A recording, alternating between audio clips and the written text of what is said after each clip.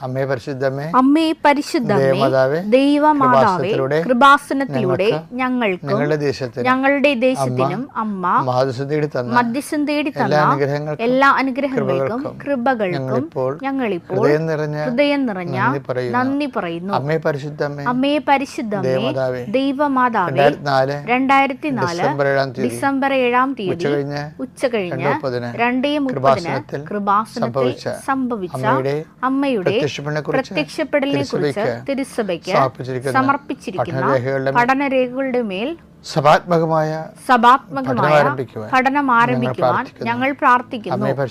അമ്മേ പരിശുദ്ധമേ, ഭൂസ്വർ ലോകങ്ങളുടെ രാജ്ഞിയായ അങ്ങേയ്ക്ക് ഭൗമ സംരക്ഷണത്തിനായി പ്രപഞ്ച പ്രകൃതിയെ തന്നെ തിരുസഭ പ്രതിഷ്ഠിക്കുവാൻ ഈ പ്രത്യക്ഷീകരണം വഴി ഇടയാക്കണമേ.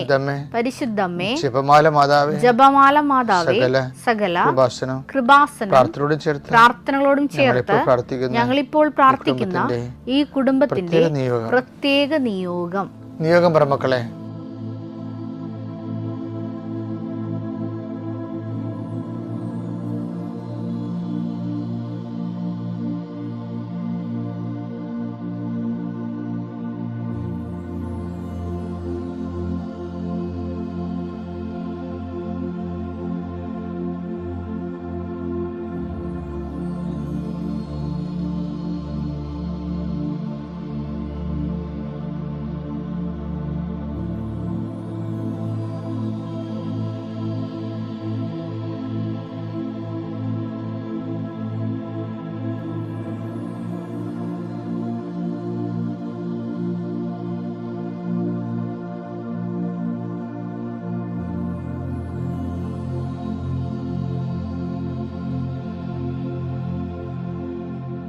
അമ്മയുടെ പ്രത്യക്ഷീകരണത്തിന്റെ ഈ അനുഗ്രഹവേളയിൽ ഞങ്ങൾക്ക് സാധിച്ചു തരുവാൻ കനിയണമേ.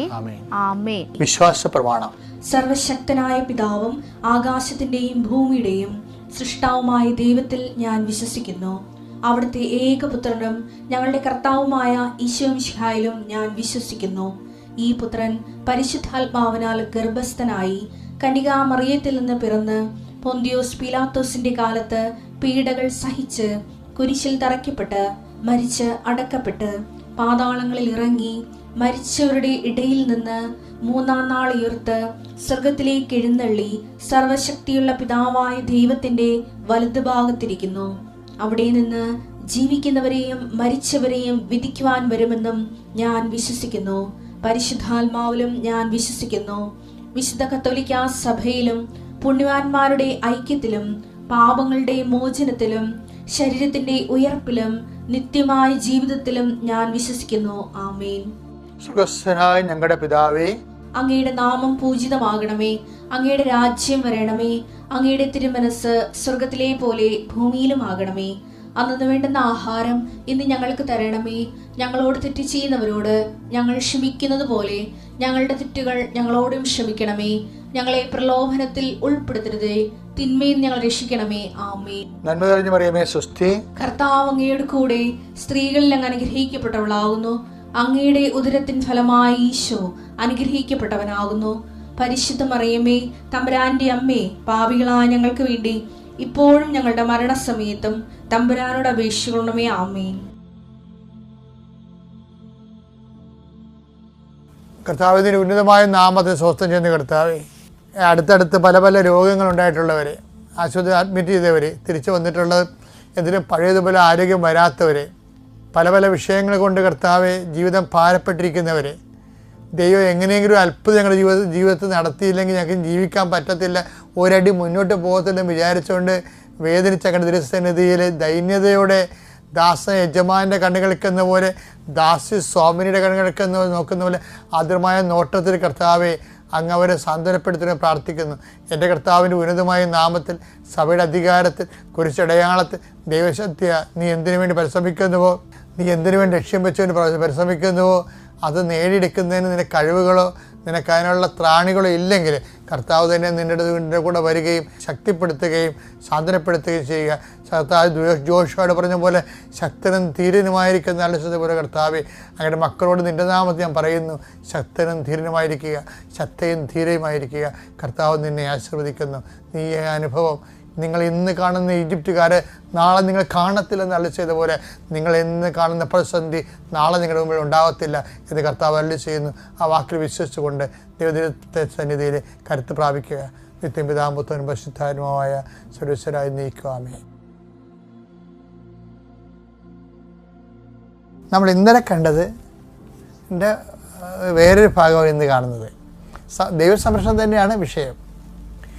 ദൈവസംരക്ഷണം എന്ന് പറയുമ്പോൾ ദൈവത്തെ അംഗീകരിച്ചു എല്ലാ തലങ്ങളിലും, നമ്മുടെ എല്ലാ വിജയങ്ങളിലും പരാജയങ്ങളിലും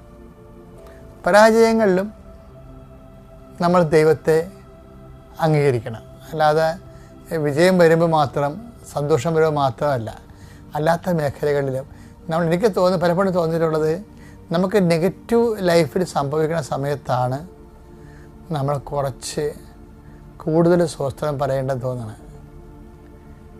കർത്താവ് നമുക്ക് അവശേഷിപ്പിച്ച് പോയ ഒരു സംഭവമാണ്. അതായത് യൂദാസ് ഒറ്റിക്കൊടുക്കാനായിട്ട് അന്ത്യത്താഴ മേശയിൽ നിന്ന് പുറത്തേക്ക് പോയി. ഇനി അടുത്ത ഘട്ടം ഒരു മണിക്കൂറിനുള്ളിൽ അവൻ ഒലിവ് തോട്ടത്തിൽ എത്തണ മുമ്പ് കുറേ കാര്യങ്ങൾ സംഭവിക്കും. അവൻ അറസ്റ്റ് ചെയ്യപ്പെട്ട് കഴിഞ്ഞാൽ പിന്നെ സംഭവിക്കണത് പത്രോസും, എനിക്ക് പത്രോസ് തള്ളിപ്പറഞ്ഞതിനേക്കാൾ എനിക്ക് എപ്പോഴും സങ്കടവും ദേഷ്യവും വരണത് മർക്കോസ് ഓടിക്കളഞ്ഞതാണ്.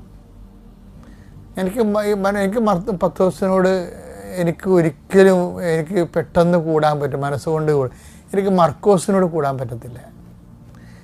അങ്ങനെ സുവിശേഷം എഴുതാൻ പാടില്ലായിരുന്നെന്ന് ചിന്തിക്കുന്ന ഒരാളാണ് ഞാൻ. കാര്യം അദ്ദേഹത്തിൻ്റെ അനുതാപത്തെക്കുറിച്ച് ഒരിക്കലും ബൈബിളിലില്ല. അദ്ദേഹം കുരിശിൻ്റെ ചുവട്ടിൽ നിന്ന് ഓടിക്കളഞ്ഞൊരു മനുഷ്യനാണ്. കർത്താവിൻ്റെ ഗെത്സെമനിൽ നിന്ന് ഓടിക്കളഞ്ഞൊരു മനുഷ്യനാണ്.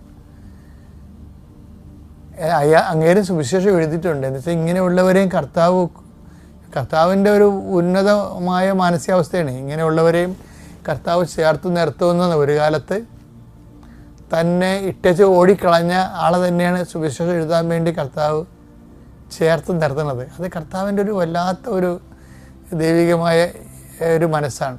നിങ്ങൾ ദൈവത്തെ വളരാൻ ഉദ്ദേശിക്കുന്നുണ്ടെങ്കിൽ ക്രിസ്തുവിൽ വളരാനാണ് എപ്പോഴും ദൈവത്തെ വളരേണ്ട മാനദണ്ഡം എന്ന് പറയുന്നത്. ക്രിസ്തു വളരാൻ അപ്പം അവരെയും കൂടി ഉൾക്കൊണ്ടാണ് പോണത്. പക്ഷേ ഈ സമയത്ത് ഈശോ ഞെട്ടിപ്പിക്കുന്ന സംഭവം ചെയ്യും. ഈ ഇട്ടച്ചും ഓടിക്കളയണ ശിഷ്യനും ഒറ്റുകൊടുക്കാൻ പോകുന്ന ശിഷ്യനും ഇടക്ക് നിന്നുകൊണ്ട് ഈശോ ഒരു കാര്യം ചെയ്യും. എന്താണ്? അവൻ എഴുന്നേറ്റ് നിന്നൊരു വല്ലാത്തൊരു സ്വസ്ത്രഗീതം പാടും. എനിക്ക് എപ്പോഴും ആവേശം കൊള്ളിക്കുന്ന സംഭവമാണത്. അത് വായിച്ചത് മത്തായി 26:30. സ്തോത്രഗീതം ആലപിച്ച ശേഷം അവർ ഒലിവ് മലയിലേക്ക് പോയി. അപ്പം നിങ്ങൾ പറയും അത് ബൈബിൾ പണ്ഡിതന്മാർ പറയും അത് കൾട്ടിക്കാണ്, അതിൻ്റെ ടൈം ടേബിൾ അതിൻ്റെ ഘടനാപ്രകാരമുള്ളതാണ്. പെസഹ കഴിയുമ്പോൾ സ്വസ്ത്രഗീതം വന്നു. പക്ഷേ നല്ല ടെൻഷൻ പിടിക്കണ ആ സമയത്ത് ആ സ്വസ്ത്രഗീതം പാടിയില്ലെങ്കിലും ചിലപ്പോൾ ആൾക്കാർ എഴുന്നേറ്റ് പോയെന്ന് വരും. അപ്പോൾ എത്ര ടെൻഷനാണെങ്കിലും ഇനി വരാൻ പോകുന്ന മണിക്കൂറുകളൊക്കെ എരുതിയിൽ നിന്ന് മറച്ചട്ടിലോട്ട് പോണതാണെങ്കിലും കർത്താവ് സ്വസ്ത്രഗീതം പാടും. ഒരിക്കലും നമുക്ക് ഒരു ക്രിസ്തുവിൻ്റെ മുമ്പിൽ ഒരു ജന്മം മുട്ടേ നിന്നാലും ക്രിസ്തുവിനെ പഠിക്കണമെങ്കിൽ പരമപിതാവിൻ്റെ പ്രത്യേക പാസ്വേഡ് വേണ്ടി വരും. അത്രയും എളിമപ്പെടണം നമ്മൾ. കാര്യം എല്ലാത്തിനും പരിഹാരമുണ്ട് എന്ന് മനസ്സിലാകുന്നതുകൊണ്ടാണ് അവൻ അപ്പോഴും ഈ ആവൽഘട്ടത്തിലും സ്വസ്ത്രഗീതം പാടുന്നത്. സ്വസ്ത്രഗീതം പാടിയിട്ടാണ് അവർ പോകുന്നത്. അപ്പോൾ ഇതൊക്കെ ദൈവത്തെ മഹത്വപ്പെടുത്തുന്നതിനുള്ള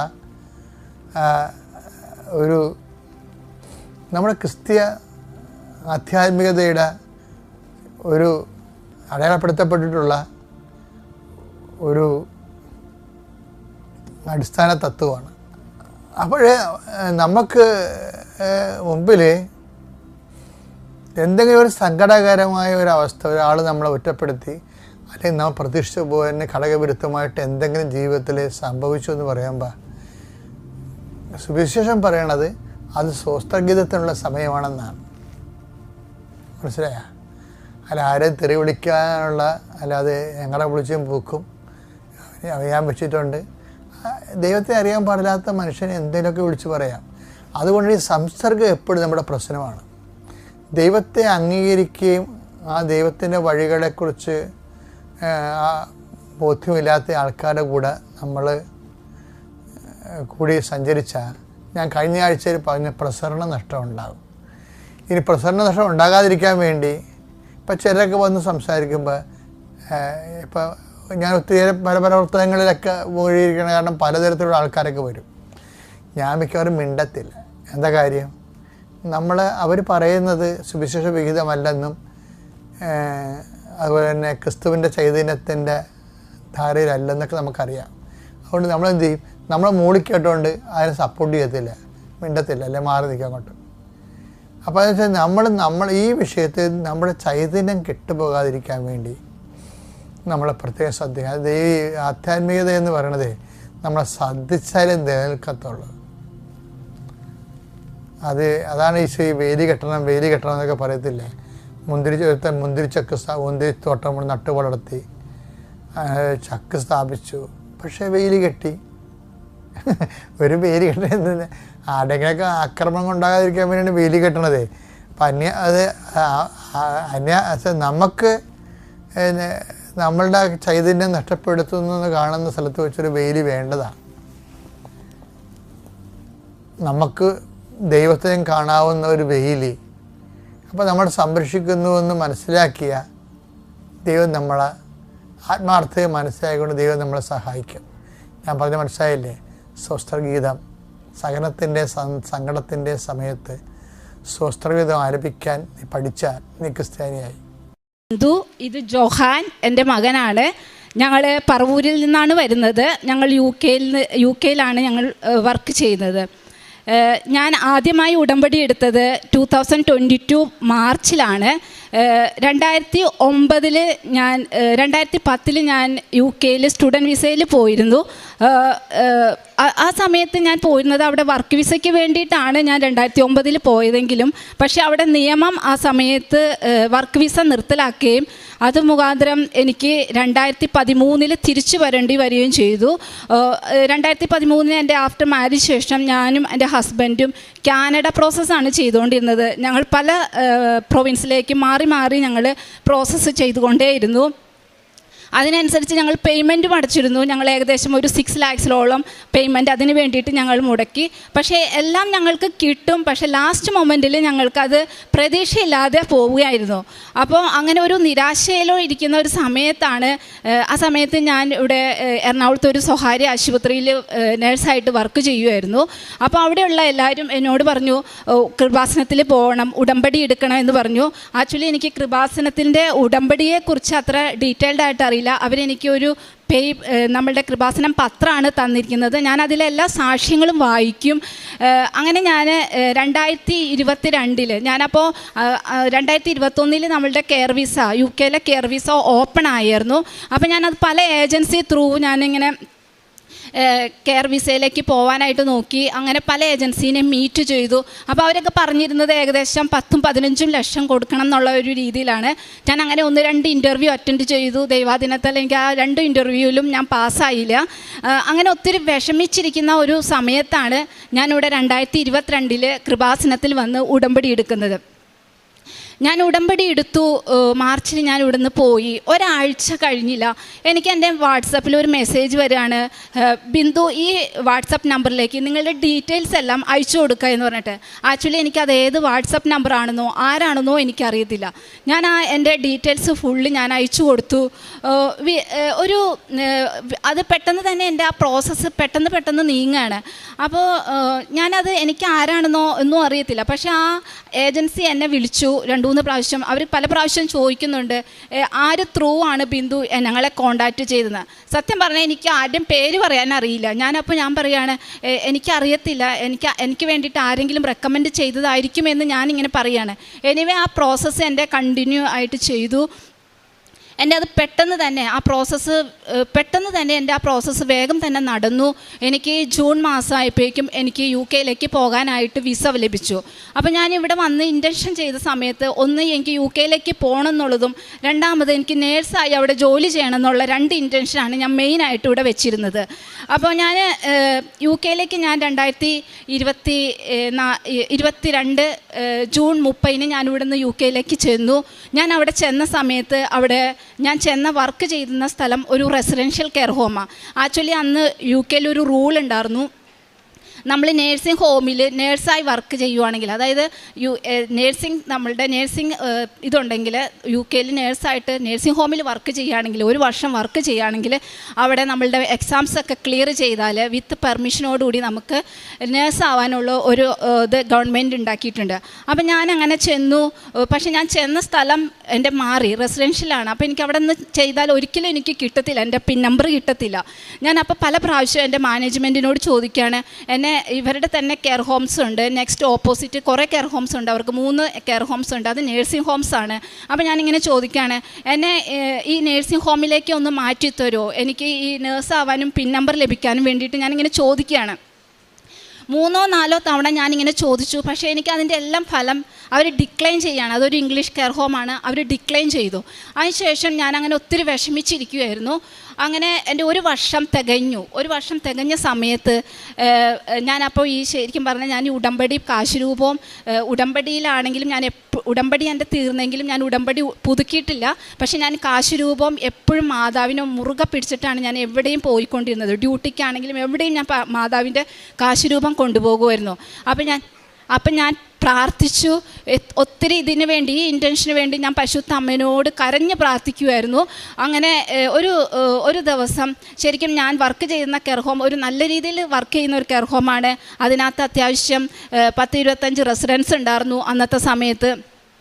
ഒരു സുപ്രഭാതത്തിൽ ഞങ്ങളുടെ മാനേജർ പറയുകയാണ്, നമ്മളുടെ ഫയറിൻ്റെ എന്തൊക്കെയോ ഇഷ്യൂസ് ഉള്ളതുകൊണ്ട് നമ്മൾ താൽക്കാലികമായിട്ട് ഈ കെയർ ഹോം പൂട്ടുകയാണ്, പകരം നമ്മളെല്ലാവരും കൂടി അതിൻ്റെ ഓപ്പോസിറ്റുള്ള ഇവരുടെ തന്നെ ബ്രാഞ്ചിലുള്ള നെക്സ്റ്റ് നേഴ്സിംഗ് ഹോമിലേക്ക് പോവുകയാണെന്ന്. സത്യം പറഞ്ഞാൽ എനിക്കത് വലിയൊരു അത്ഭുതമായിരുന്നു. കാരണം ഞാൻ പല തവണ ചോദിച്ചിട്ടും എനിക്ക് ഡിക്ലൈൻ ചെയ്തിരുന്ന ഒരു കാര്യമാണ് എനിക്കതിലൂടെ സാധ്യമായി കിട്ടിയത്. ആൻഡ് നെക്സ്റ്റ് ഡേ തന്നെ ഞങ്ങൾ അവിടെ ജോയിൻ ചെയ്തു. അപ്പോൾ ഞാൻ അന്ന് ഞങ്ങളുടെ അവിടെ ഓപ്പറേഷണൽ ഡയറക്ടറായിട്ട് വന്നിരുന്ന ഒരു ഇംഗ്ലീഷുകാരനായിരുന്നു. അവരോട് ഞാൻ എൻ്റെ ഓസ്കി ക്ലിയർ ചെയ്യുന്നതിനെക്കുറിച്ചും ബാക്കിയുള്ള കാര്യങ്ങളെക്കുറിച്ചും സംസാരിച്ചു. അപ്പോൾ അന്ന് ഒരു ഹെസിറ്റേഷനും ഇല്ലാതെ പുള്ളി അന്ന് എനിക്ക് ഓക്കെ പറയുകയും ബിന്ദു പ്രൊസീഡ് ചെയ്യൂ എന്ന് പറയുകയും ചെയ്തു. ഞാൻ എൻ്റെ NMCയുടെ പ്രോസസ്സ് സ്റ്റാർട്ട് ചെയ്തു. അങ്ങനെ ഞാൻ NMC പ്രോസസ്സ് ചെയ്തു. അങ്ങനെ എൻ്റെ അതെല്ലാം സ്മൂത്തായി നടന്നു. അങ്ങനെ ഞാൻ 2024 മാർച്ചിൽ ഞാൻ എൻ്റെ ഓസ്കി എക്സാമിന് വേണ്ടിയിട്ട് പോകാൻ നേരത്ത് ഒന്നും കൂടി ഞാൻ ഓൺലൈൻ ഉടമ്പടി എടുത്തു. ഞാൻ അവിടെ പ്രാർത്ഥിച്ചു. ഞാൻ അവിടെ എക്സാമിന് പോയിരിക്കുകയാണ്. അപ്പോൾ എനിക്ക് നമ്മളുടെ ഉപ്പോ എണ്ണയോ അങ്ങനെ ഒന്നും എൻ്റെ കയ്യിലില്ല, ആകെ കാശുരൂപം മാത്രമേ ഉള്ളൂ. അപ്പോൾ ഞാൻ എന്നെ ആഗ്രഹിച്ചു, എനിക്ക് ഇച്ചിരി ഉപ്പ് കിട്ടിയാലും നന്നായിരുന്നു പരീക്ഷയ്ക്ക് പോകാൻ എന്ന് ഞാൻ വിചാരിച്ചു. പക്ഷേ എക്സാം ഹാളിൽ ചെന്നപ്പോൾ എനിക്ക് ഇവിടെ നിന്ന് കൃപാസനത്തിലെ ഒരു കുട്ടി അവിടെ ഉണ്ടായിരുന്നു. അവരുടെ കയ്യിൽ നിന്ന് എനിക്ക് ഉപ്പ് കിട്ടുകയും ഞാൻ ആ ഉപ്പ് മേടിച്ച് നമ്മളുടെ എക്സാം ഹാളിൻ്റെ പുറത്ത് വിശ്വാസ പ്രമാണം ചൊല്ലി ഞാൻ അതിനകത്ത് ഒരു ചെറിയ രീതിയിൽ ഇടുകയും ബാക്കി ഞാൻ കഴിക്കുകയും ചെയ്തു. എൻ്റെ എക്സാം പാസ്സായി. ഞാനങ്ങനെ എക്സാം പാസ്സായി. എൻ്റെ ആ പ്രോസസ്സ് അങ്ങനെ സ്മൂത്തായി നടന്നു. പക്ഷേ അത് കഴിഞ്ഞിട്ടുള്ള എൻ്റെ പ്രോസസ്സ് ഭയങ്കര ഹാർഡായിരുന്നു. എനിക്ക് ഒരു രീതിയിലും എനിക്ക് NMCന്ന് റിപ്ലൈ കിട്ടുന്നത് ഭയങ്കര പിൻ നമ്പർ കിട്ടുന്നേയില്ല. ശരിക്കും 3 മാസം കൊണ്ട് കിട്ടേണ്ടതാണ് പിൻ നമ്പർ, പക്ഷേ എനിക്ക് കിട്ടുന്നേയില്ല. അങ്ങനെ ഞാൻ ഒത്തിരി വിഷമിച്ച് കഴിഞ്ഞ വർഷം ഞാൻ 2024 ഞാൻ ഇവിടെ വരുമ്പോൾ പിൻ നമ്പർ കിട്ടുവാണെങ്കിൽ സാക്ഷ്യം പറയാവുന്ന രീതിയിലാണ് വന്നത്. പക്ഷേ എനിക്ക് പിൻ നമ്പർ കിട്ടിയിട്ടുണ്ടായില്ല ആ സമയത്ത്. ഞാൻ അങ്ങനെ ഇവിടെ വന്നു. കഴിഞ്ഞ വർഷം ഓഗസ്റ്റ് ഈ സെയിം മാസത്തിൽ വന്നു. 24-ാം തീയതി ഞാൻ ഇവിടെ ഉടമ്പടി എടുത്തു. കാരണം എൻ്റെ ഉടമ്പടി റിന്യൂ ചെയ്താൽ മതിയായിരുന്നു. പക്ഷേ എൻ്റെ പേപ്പർ കാണാത്തതുകൊണ്ട് ഞാൻ പുതുതായിട്ട് ഒന്നും കൂടി ഉടമ്പടി എടുക്കുകയാണ് ചെയ്തത്. ഉടമ്പടി എടുത്തു. ഞാൻ പിന്നെയും UK പോയി. പിന്നെയും പ്രോസസ്സ് അങ്ങനെ തന്നെ ഒരു സ്മൂത്തായിട്ട് പോകുന്നില്ല. ഇങ്ങനെ എപ്പോഴും ഭയങ്കര തടസ്സങ്ങൾ ഇങ്ങനെ വന്നുകൊണ്ടിരിക്കുകയാണ്. ഈ തടസ്സങ്ങളെല്ലാം ഉണ്ടാകുമ്പോഴും ഞങ്ങളുടെ അവിടെ പാരിഷ് ഒരു സെൻറ്റ് മേരീസ് ചർച്ചാണ്. അവിടെ ഒരു മാതാവിൻ്റെ ഒരു പാരിഷുണ്ട്, ബിഹോൾഡ് ദ മദർ. ഞാൻ ഏത് സമയവും അവിടെ പോയിരുന്ന് കണ്ണീരോടെ പ്രാർത്ഥിക്കുമായിരുന്നു. എപ്പോഴും പ്രാർത്ഥിച്ച് എനിക്ക് നേരം കിട്ടുന്ന സമയങ്ങളെല്ലാം ഞാൻ 2-3 മണിക്കൂർ ഞാൻ അവിടെ ഇരുന്ന് കരഞ്ഞ് പ്രാർത്ഥിക്കും. അങ്ങനെ പ്രാർത്ഥിച്ചിരുന്ന സമയത്തായിരുന്നു ഞാൻ എപ്പോഴും ഡ്യൂട്ടിക്ക് പോകുമ്പോൾ എൻ്റെ കാശുരൂപം കൊന്തയും കൊണ്ടുവരുന്നു. പക്ഷേ ഒരു ദിവസം ഞാൻ ഡ്യൂട്ടി കഴിഞ്ഞ് വരുമ്പോൾ എൻ്റെ കാശുരൂപം കാണുന്നില്ല. അതപ്പോൾ എനിക്ക് മനസ്സിലായി അത് അവിടെ നിന്ന് എനിക്ക് മിസ്സായെന്ന്. അതൊരു 65 റൂമുള്ള ഒരു വലിയൊരു കെയർ ഹോമാണ്. ഞാൻ അവിടെ ഈ കാശുരൂപം ഇങ്ങനെ അന്വേഷിച്ച് നടക്കുകയാണ്, എവിടെയാണ് എൻ്റെ കാശുരൂപം. പക്ഷെ കാശുരൂപം പോയതോടുകൂടി എൻ്റെ പകുതി ജീവനാണ് പോയത്. കാരണം എനിക്കത് അത്രയും വലിയ പ്രഷ്യസ് ആയൊരു കാര്യമായിരുന്നു. അന്ന് ഞാൻ അങ്ങനെ ചെന്നു. അവിടെ എല്ലാം ഞാൻ എല്ലായിടത്തും അന്വേഷിച്ചു. 2-3 ദിവസം ഞാൻ ഒരു ദിവസം ഓഫ് എടുത്ത് നോക്കി, എനിക്കത് കിട്ടിയില്ല. അപ്പോൾ എനിക്ക് ഭയങ്കര സങ്കടമായി. ഞാൻ പിന്നെ മാതാവിൻ്റെ അടുത്ത് വന്ന് കരഞ്ഞ് പ്രാർത്ഥിക്കുകയാണ്, മാതാവേ എനിക്ക് പിൻ നമ്പർ തന്നില്ലെങ്കിലും വേണ്ടിയില്ല, എൻ്റെ കാശ് രൂപ എനിക്ക് തിരിച്ചു തരണം. അപ്പോൾ ഇങ്ങനെ പ്രാർത്ഥനയുടെ ഇടയിൽ പല ദിവസം ഇങ്ങനെ വന്ന് പ്രാർത്ഥിക്കുമ്പോൾ എനിക്കൊരു ദിവസം എൻ്റെ മനസ്സിൽ ഇങ്ങനെ പറയുകയാണ്, മാതാവ് നിൻ്റെ കാശ് രൂപം കിട്ടും, അതോടുകൂടി നിൻ്റെ പിൻ നമ്പറും കിട്ടുമെന്ന്. അങ്ങനെ ഞാനൊരു ദിവസം അൺഎക്സ്പെക്റ്റഡ് ആയിട്ടാണ് ഞാനൊരു ദിവസം വർക്ക് ചെയ്യുന്ന സമയത്ത് ആ സ്ഥലമൊക്കെ ഞാൻ 10 പ്രാവശ്യത്തോളം നോക്കിയിട്ടുണ്ട്. എനിക്ക് മാതാവിൻ്റെ കാശുരൂപം അവിടെ കിടന്ന് കിട്ടുകയാണ്. ഞാനത് വേഗം പോയി എടുത്തു. അപ്പം തന്നെ എനിക്ക് ഉറപ്പായിരുന്നു എൻ്റെ പിൻ നമ്പർ വരാറായെന്ന്. എൻ്റെ ഉടമ്പടി തീരുന്നതിൻ്റെ 90-ാമത്തെ ദിവസം എനിക്ക് മെയിൽ വരികയും എൻ്റെ പിൻ നമ്പർ എനിക്കത് ദൈവം പരിശുദ്ധ അമ്മ എനിക്കത് സാധ്യമാക്കി തരികയും ചെയ്തു. അതിനുശേഷം എൻ്റെ അടുത്ത നിയോഗമെന്ന് പറഞ്ഞാൽ എൻ്റെ മകൻ ഈ വർഷം 6th സ്റ്റാൻഡേർഡിൽ നിന്ന് ഈ സെപ്റ്റംബർ ആകുമ്പോൾ 7th സ്റ്റാൻഡേർഡിലേക്ക് പോവാണ്. അപ്പോൾ ഇവർക്കിടെ ഒരു 6th സ്റ്റാൻഡേർഡിൽ ഒരു എക്സാം ഉണ്ട്, സാറ്റ് എക്സാംസ്. അപ്പോൾ ഇവൻ്റെ നമ്മളുടെ ഇവിടുത്തെ SLC പോലെ ഒരു മോഡൽ എക്സാം ഇവർക്ക് നടത്തും. ആ മോഡൽ എക്സാമിൽ ഇവൻ ലിസണിങ്ങിലും റീഡിങ്ങിലും മാത്സിലും റിസൾട്ട് വന്നപ്പോൾ നീഡ് ടു ഇമ്പ്രൂവ് വന്നിരിക്കുന്നത്. അത് പാസ്സായിട്ടില്ല. 50 മാർക്കിൽ 48, 47 അങ്ങനെ. അപ്പോൾ എനിക്കത് ശരിക്കും നിരാശയായിരുന്നു. കാരണം ഇവൻ ഇവിടെ നാട്ടിൽ നന്നായിട്ട് പഠിക്കുന്ന ഒരു കുട്ടിയാണ്. പക്ഷെ അവിടെ വന്നപ്പോൾ അവനത് അത്രത്തോളം അത് ഇമ്പ്രൂവ് ചെയ്യാനായിട്ട് സാധിച്ചില്ലല്ലോ എന്നോർത്ത് വിഷമമായിരുന്നു. അപ്പോൾ ഇവൻ്റെ അനിയനും എന്നും പരിശുദ്ധ അമ്മയുടെ രൂപത്തിൽ നിന്ന് എന്നും പരീക്ഷ പാസ്സാക്കി തരണേ പരിശുദ്ധ അമ്മ എന്ന് എന്നും പ്രാർത്ഥിക്കുമായിരുന്നു. ഇവൻ്റെ എക്സാം ദിവസം ഇവൻ ഉപ്പും എണ്ണ തേക്കുകയും അതുപോലെ പ്രത്യക്ഷീകരണ പ്രാർത്ഥന ചൊല്ലിപ്പോയി. പിന്നെ അതുപോലെ തന്നെ ഇവൻ ഞങ്ങളുടെ കാശ് രൂപം ഇവൻ്റെ പോക്കറ്റിൽ ഞങ്ങൾ പിൻ ചെയ്ത് കൊടുക്കുകയും ചെയ്തു. എക്സാം റിസൾട്ട് വന്നപ്പോൾ അവൻ എല്ലാത്തിനും മാക്സിമം മാർക്ക് 80 to 120 ആണ്. എല്ലാത്തിനും എബോവ് 100 മാർക്ക് വാങ്ങി അവൻ എല്ലാത്തിനും ഉന്നത വിജയം ലഭിച്ചു. പിന്നത്തെ എൻ്റെ ഒരു സാക്ഷ്യം വെച്ചാൽ കഴിഞ്ഞ ഒരു 3 months ബിഫോർ ഞാൻ വർക്ക് ചെയ്യുന്ന സ്ഥലത്ത് ഒരു അലിഗേഷൻ വരികയുണ്ടായി. സത്യം പറഞ്ഞാൽ ഈ സംഭവത്തെക്കുറിച്ച് അറിയില്ലാത്തൊരു കാര്യമായിരുന്നു. പക്ഷെ ഞാൻ ആ ദിവസങ്ങളിൽ വർക്ക് ചെയ്തെന്നുള്ള ഒരൊറ്റ കാരണം കൊണ്ട് എനിക്കും എന്നെയും അതിനകത്ത് ഉൾപ്പെടുത്തിയിരുന്നു. അത് ഞാൻ ഒത്തിരി വിഷമിച്ചൊരു കാര്യമാണ്. കാരണം ഞാൻ അറിയാത്തൊരു കുറ്റമാണ്, ചെയ്യാത്തൊരു കാര്യമാണ്. പക്ഷേ അപ്പോഴും ഞാൻ ഈ പറഞ്ഞ പോലെ അന്ന് ഓൺലൈൻ ഉടമ്പടി എടുത്തു. പരിശുദ്ധ അമ്മേനോട് മുട്ടിപ്പായി പ്രാർത്ഥിച്ചു. മാതാവിൻ്റെ അടുത്ത് ഞാനവിടെ മാതാവിൻ്റെ ചർച്ചിൽ പോയി കരഞ്ഞ് പ്രാർത്ഥിച്ചു. അത്ഭുതം എന്ന് പറയട്ടെ, മല പോലെ വന്ന കാര്യം മഞ്ഞ് പോലെ ഉരുകിപ്പോയി. എൻ്റെ ആ കാര്യത്തിൽ നിന്നും എനിക്കത് രക്ഷപ്പെട്ടു എന്നുള്ളതാണ് അടുത്തത്. ഇതിൽ ചെറുതും വലുതുമായിട്ടുള്ള ഒത്തിരി അനുഗ്രഹങ്ങൾ പരിശുദ്ധ അമ്മ ഞങ്ങളുടെ കുടുംബത്തിൽ നടന്നിട്ടുണ്ട്. അതുപോലെ തന്നെ ഒരു വലിയൊരു അനുഗ്രഹമാണ് ഇവൻ ഡെലിവറി ആയി കഴിഞ്ഞ ശേഷം എനിക്ക് ഒരു അനഫ്ലാറ്റിക് റിയാക്ഷൻസ് ഉണ്ടായിരുന്നു. അതായത് അനഫ്ലാറ്റിക് റിയാക്ഷൻസ് എന്ന് പറഞ്ഞാൽ ശരീരം മുഴുവൻ തടിച്ചു വീർത്ത് ഞാൻ എഡിമ പോലെ ഭയങ്കര വീർത്ത് പോകുന്ന ഒരവസ്ഥ. ചിലപ്പോൾ നമ്മളത് മരണത്തിലേക്ക് പോകുന്ന ഒരവസ്ഥയിലേക്ക് ഞാൻ ഫസ്റ്റത്തെ അനഫ്ലാറ്റിക് റിയാക്ഷൻ ആയിരുന്നു. അപ്പോൾ അത് കഴിഞ്ഞ് എനിക്ക് 1-2 പ്രാവശ്യം പിന്നെയും ഈ കണ്ടീഷൻ വരികയുണ്ടായി. അപ്പോൾ UK പോകാൻ നേരത്ത് എനിക്ക് ഭയങ്കര പേടിയായിരുന്നു. കാരണം ഇങ്ങനെ ഒരു റിയാക്ഷനുള്ള ഞാൻ അവിടെ ചെന്നാൽ എന്തെങ്കിലും പറ്റിക്കഴിഞ്ഞാൽ എന്ത് ചെയ്യും, സഹായിക്കാൻ ആരുമില്ല, അങ്ങനെ ഒരു വിഷമത്തിൽ ഇരിക്കുകയായിരുന്നു ഞാൻ. പക്ഷേ ഞാൻ ഉടമ്പടി എടുത്തതിന് ശേഷം എനിക്ക് ഇന്നേ വരെ 3 വർഷത്തിലേറെയായി ഇന്നേ വരെ ആ അസുഖം എൻ്റെ ജീവിതത്തിൽ പിന്നെ ഉണ്ടായിട്ടില്ല. അനഫ്ലാറ്റിക് റിയാക്ഷൻ എനിക്ക് വന്നിട്ടേ ഇല്ല. പിന്നെ ഞാൻ പ്രേക്ഷിത പ്രവർത്തനം എന്ന് പറയുന്നത് ഇപ്പം ഞാൻ 2 വർഷമായി കണ്ടിന്യൂസ് ആയിട്ട് എല്ലാ മാസവും എൻ്റെ സാലറി കിട്ടുമ്പോൾ ഒരു തുക ഞാൻ ഡയാലിസിസ് പേഷ്യൻറ്റിനോ അല്ലെങ്കിൽ ക്യാൻസർ പേഷ്യൻറ്റിനോ, മിക്കവാറും ഞാൻ ഹോസ്പിറ്റലിൽ വർക്ക് ചെയ്തിരുന്ന ഒരു സ്റ്റാഫ് ആയതുകൊണ്ട് ഹോസ്പിറ്റലിലെ ഡയാലിസിസ് പേഷ്യൻറ്റിനോ അല്ലെങ്കിൽ കീമോതെറാപ്പി കൊടുക്കുന്ന പേഷ്യൻസിനാണ് ഞാൻ കൂടുതലായിട്ടും കൊടുക്കുന്നത്. പിന്നെ ഞാൻ നേഴ്സിംഗ് ഹോമിലാണ് വർക്ക് ചെയ്യുന്നത്. അപ്പോൾ എനിക്ക് അവിടെ എല്ലാം എൽഡർലി പീപ്പിളാണ്. അപ്പോൾ എനിക്ക് അവരെല്ലാവരെയും സഹായിക്കാനും അവരൊരു ശരിക്കും എൻ്റെ ഒരു ഗ്രാൻഡ് പ പോലെ എനിക്ക് അവരെ സഹായിക്കാനും അവരുടെ എല്ലാ കാര്യങ്ങളും ചെയ്തു കൊടുക്കാനായിട്ട് എനിക്ക് സാധിക്കാറുണ്ട്. പിന്നെ എനിക്ക് കിട്ടുന്ന അവസരങ്ങളിലെല്ലാം ഞങ്ങൾക്ക് അവിടെ എല്ലാ ദിവസവും ഒന്നും ഹോളി മാസ് ഇല്ല. മൺഡേയും വെനസ്ഡേയും ഫ്രൈഡേസൊക്കെ ഉള്ളൂ. അപ്പോൾ കിട്ടുന്ന ഞങ്ങൾക്ക് അവിടെ ഉള്ള ഹോളി മാസ് അവൈലബിൾ ഉള്ള എല്ലാ പ്രാവശ്യവും ഞാൻ അവിടെ പോവാറുണ്ട്. പിന്നെ പണ്ട് എനിക്ക് സൺഡേസിൽ മാസ് അറ്റൻഡ് ചെയ്യാനായിട്ട് സാധിക്കാറില്ല. പക്ഷേ ഞാനത് ഉടമ്പടി എടുത്ത ശേഷം ഞാൻ എൻ്റെ സൺഡേസിലെ ഡ്യൂട്ടീസ് പരമാവധി കട്ട് ചെയ്ത് ഞാൻ വേറെ ദിവസങ്ങളിലേക്ക് മാറ്റി ഇപ്പോൾ സൺഡേസിലും എനിക്ക് ഹോളി മാസ് അറ്റൻഡ് ചെയ്യാനായിട്ട് സാധിക്കാറുണ്ട്. നേർച്ച വസ്തുക്കളെ മകൻ ഞാൻ എൻ്റെ ഓസ്കി എക്സാമിന് പോയപ്പോൾ ഞാൻ ഉപ്പ് എക്സാം ഹാളിൽ വിതറി, മീൻസ് പരീക്ഷാ ഹാളിൻ്റെ പുറത്ത് ഞാൻ വിതറിയിട്ടാണ് ഞാൻ പോയിരുന്നത്. അന്ന് വിശ്വാസ പ്രമാണം ചൊല്ലി അതുപോലെ പ്രാർത്ഥിച്ചു. അതുപോലെ തന്നെ മകൻ്റെ എക്സാമിന് പോയപ്പോഴും മകന് കാശ് രൂപവും പിന്നെ ഉപ്പും കൊടുത്തിട്ടാണ് എണ്ണയും ഇതാക്കിയിട്ടാണ് പോയത്. പിന്നെ എൻ്റെ ലാസ്റ്റത്തെ ഈ ഇഷ്യൂ ഉണ്ടായപ്പോൾ അന്ന് എൻ്റെ ഹിയറിങ്ങിന് വിളിച്ചപ്പോൾ ഞാൻ അന്ന് ഉപ്പുമായിട്ടാണ് പോയത്. ഉപ്പ് ഞാൻ ആ ഹിയറിങ്ങിന് വിളിച്ച മാഡത്തിൻ്റെ കസേരയുടെ അടിയിൽ ആരും കാണാതെ ഇട്ടുകയും അത് വിശ്വാസ പ്രമാണം ചൊല്ലുകയും ചെയ്തു.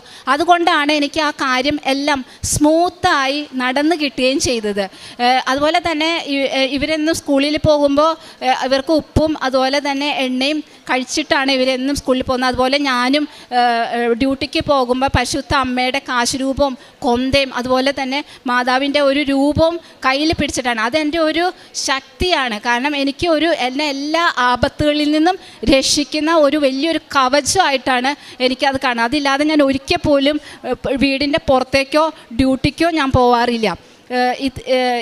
ഇവിടെ എനിക്ക് വന്ന് സാക്ഷ്യം പറയാനായിട്ട് പരിശുദ്ധ അമ്മയും ഈശോയും അനുഗ്രഹിച്ചതിലും ഞാൻ ഒത്തിരി നന്ദി പറയുന്നു.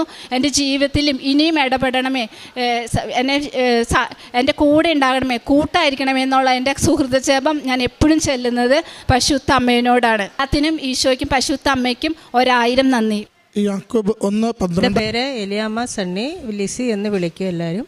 പക്ഷേ ഞാൻ കോട്ടപ്പടി പെരുമ്പാവൂർ കോതമംഗലം കോട്ടപ്പടിയിൽ നിന്നാണ് വരുന്നത്. ഞാൻ 2019 ഇവിടെ വന്ന് ഉടമ്പടി എടുത്തത്. 2019 വന്ന ഉടമ്പടി എടുത്തപ്പോൾ ഞാൻ 6 നിയോഗങ്ങൾ വെച്ചിരുന്നു. അതൊന്ന് എൻ്റെ വീടിൻ്റെ പണി എക്സ്റ്റെൻഡ് ചെയ്ത് തരണേ എന്ന്. അത് അമ്മ മാതാവ് എനിക്ക് ഒന്ന് പുതുക്കിയതിന് ശേഷം എനിക്ക് വീടിൻ്റെ പണി എക്സ്റ്റെൻഡ് ചെയ്ത് തന്നു. നല്ലൊരു ഭവനം, നല്ല ഒരു 2 കാർ പാർക്കിങ്ങും വീട് 3-4 മുറിയുള്ളൊരു വീടും, ആകെ 2 മുറി ടോയ്ലറ്റ് സൗകര്യവും ബാൽക്കണി മാത്രമേ ഉണ്ടായിരുന്നുള്ളൂ. അത് 4 മുറിയും പിന്നെ എക്സ്ട്രാ 2 മുറി ഞങ്ങൾ എടുത്തിട്ടുണ്ട്.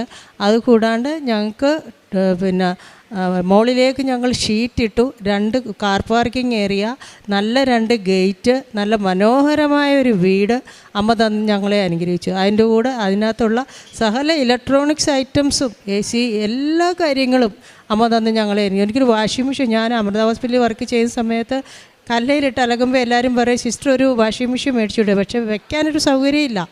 പൈസയുണ്ട് പക്ഷേ വയ്ക്കാൻ സൗകര്യമില്ല. ഇന്ന് എല്ലാ സൗകര്യവും ആക്കി അമ്മ ഞങ്ങളെ സമൃദ്ധമായി അനുഗ്രഹിച്ചിരിക്കുകയാണ്. പുറകോട്ട് ഷീറ്റ്, മുന്നോട്ട് ഷീറ്റ്, എല്ലാ കാര്യങ്ങളും ഇട്ട് അമ്മ ഞങ്ങളെ അനുഗ്രഹിച്ചു. രണ്ടാമത്തെ എൻ്റെ കാര്യം, 100 വർഷത്തിന് മുകളിൽ ഞങ്ങളുടെ വീടിൻ്റെ മുമ്പിൽ ഒരു പോസ്റ്റ് മാറാനുണ്ടായിരുന്നു. ആ പോസ്റ്റ് എന്ന് വെച്ചാൽ വർഷങ്ങളായിട്ട് മാറാനുള്ളത്. ഞങ്ങൾ ആ കാർ എടുത്തപ്പം മുതൽ ഞങ്ങൾ ചിന്തിക്കുന്നു ഈ പോസ്റ്റ് ഒന്ന് മാറി കിട്ടിയാൽ. എൻ്റെ ഹസ്ബൻഡ് വണ്ടി ഓടിക്കുന്നതാണ്, വലിയൊരു വണ്ടി എടുത്തപ്പോഴും അത് ഒരുപാട് ഞങ്ങൾ മാറാനായിട്ട് ചെന്ന് ഇലക്ട്രിസിറ്റി ചെന്നപ്പോൾ അവർ വീടിൻ്റെ പണി നടക്കുമ്പം ചോദിച്ചു ഞങ്ങൾ. അപ്പം പറഞ്ഞു ഇത് പോസ്റ്റ് മാറണമെങ്കിൽ 25,000 രൂപ മുടക്കുണ്ട്, പോസ്റ്റ് ഒടിഞ്ഞു പോവുകയാണെങ്കിൽ ഒരു 20,000 രൂപ, അങ്ങനെ 45,000 അതിന് എക്സ്പെൻസ് വരും. ഞങ്ങൾ പറഞ്ഞു വേണ്ട, മാറ്റണ്ട, അവിടെ ഇരുന്നോട്ടെ.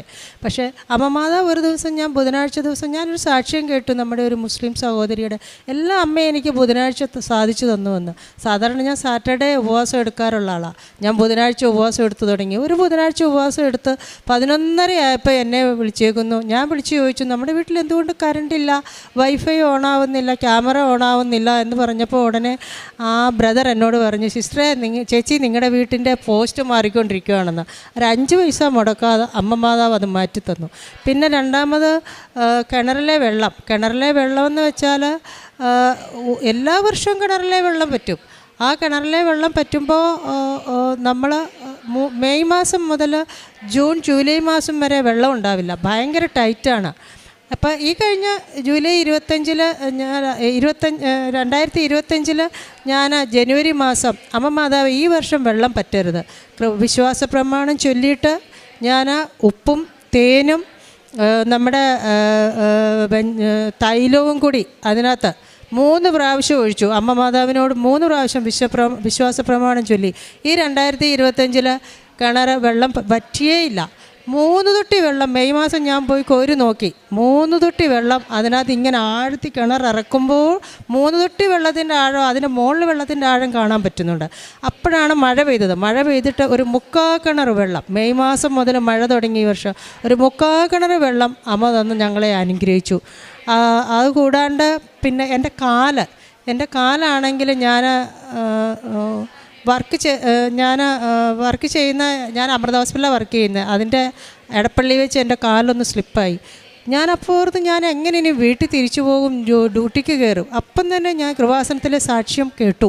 സാക്ഷ്യം ഞാൻ അപ്പം തന്നെ മൊബൈൽ തുറക്കും, അപ്പം തന്നെ കാശുരൂപം വെച്ച് പ്രാർത്ഥിച്ച് മുട്ടിൻ്റെ ചുറ്റും ഞാൻ പ്രാർത്ഥിച്ചു, അമ്മ എന്നെ സഹായിക്കണേ, ഞാൻ എങ്ങനെ പോകും, ഞാൻ പെട്ടുപോയി, എന്ത് ചെയ്യും? ആകപ്പാടെ ആ മഴ സമയത്തായിരുന്നു, എന്ത് ചെയ്യും? ഇനി എനിക്ക് ഡ്യൂട്ടിക്ക് വരാനും സഹായിക്കാൻ ആരും, മോള് മാത്രമേ വീട്ടിലുള്ള, അമ്മച്ചി വീണ് കിടക്കുക, എന്നെ ഇനി നോക്കാൻ ആരാണ് എന്നോർത്ത് ഞാൻ അമ്മയോട് പ്രാർത്ഥിച്ചു, കാശുരൂപം വെച്ച് പ്രാർത്ഥിച്ചു, വിശ്വാസ പ്രമാണം ചൊല്ലി, നന്മ നിറഞ്ഞ മറിയം ചൊല്ലി, ജപമാല ചൊല്ലി, അവിടെ തന്നെ മുട്ടിന് ചുറ്റും ചൊല്ലി പ്രാർത്ഥിച്ചിട്ട് ഓട്ടോ പിടിച്ചു പോയി ഹോസ്പിറ്റലിലേക്ക്.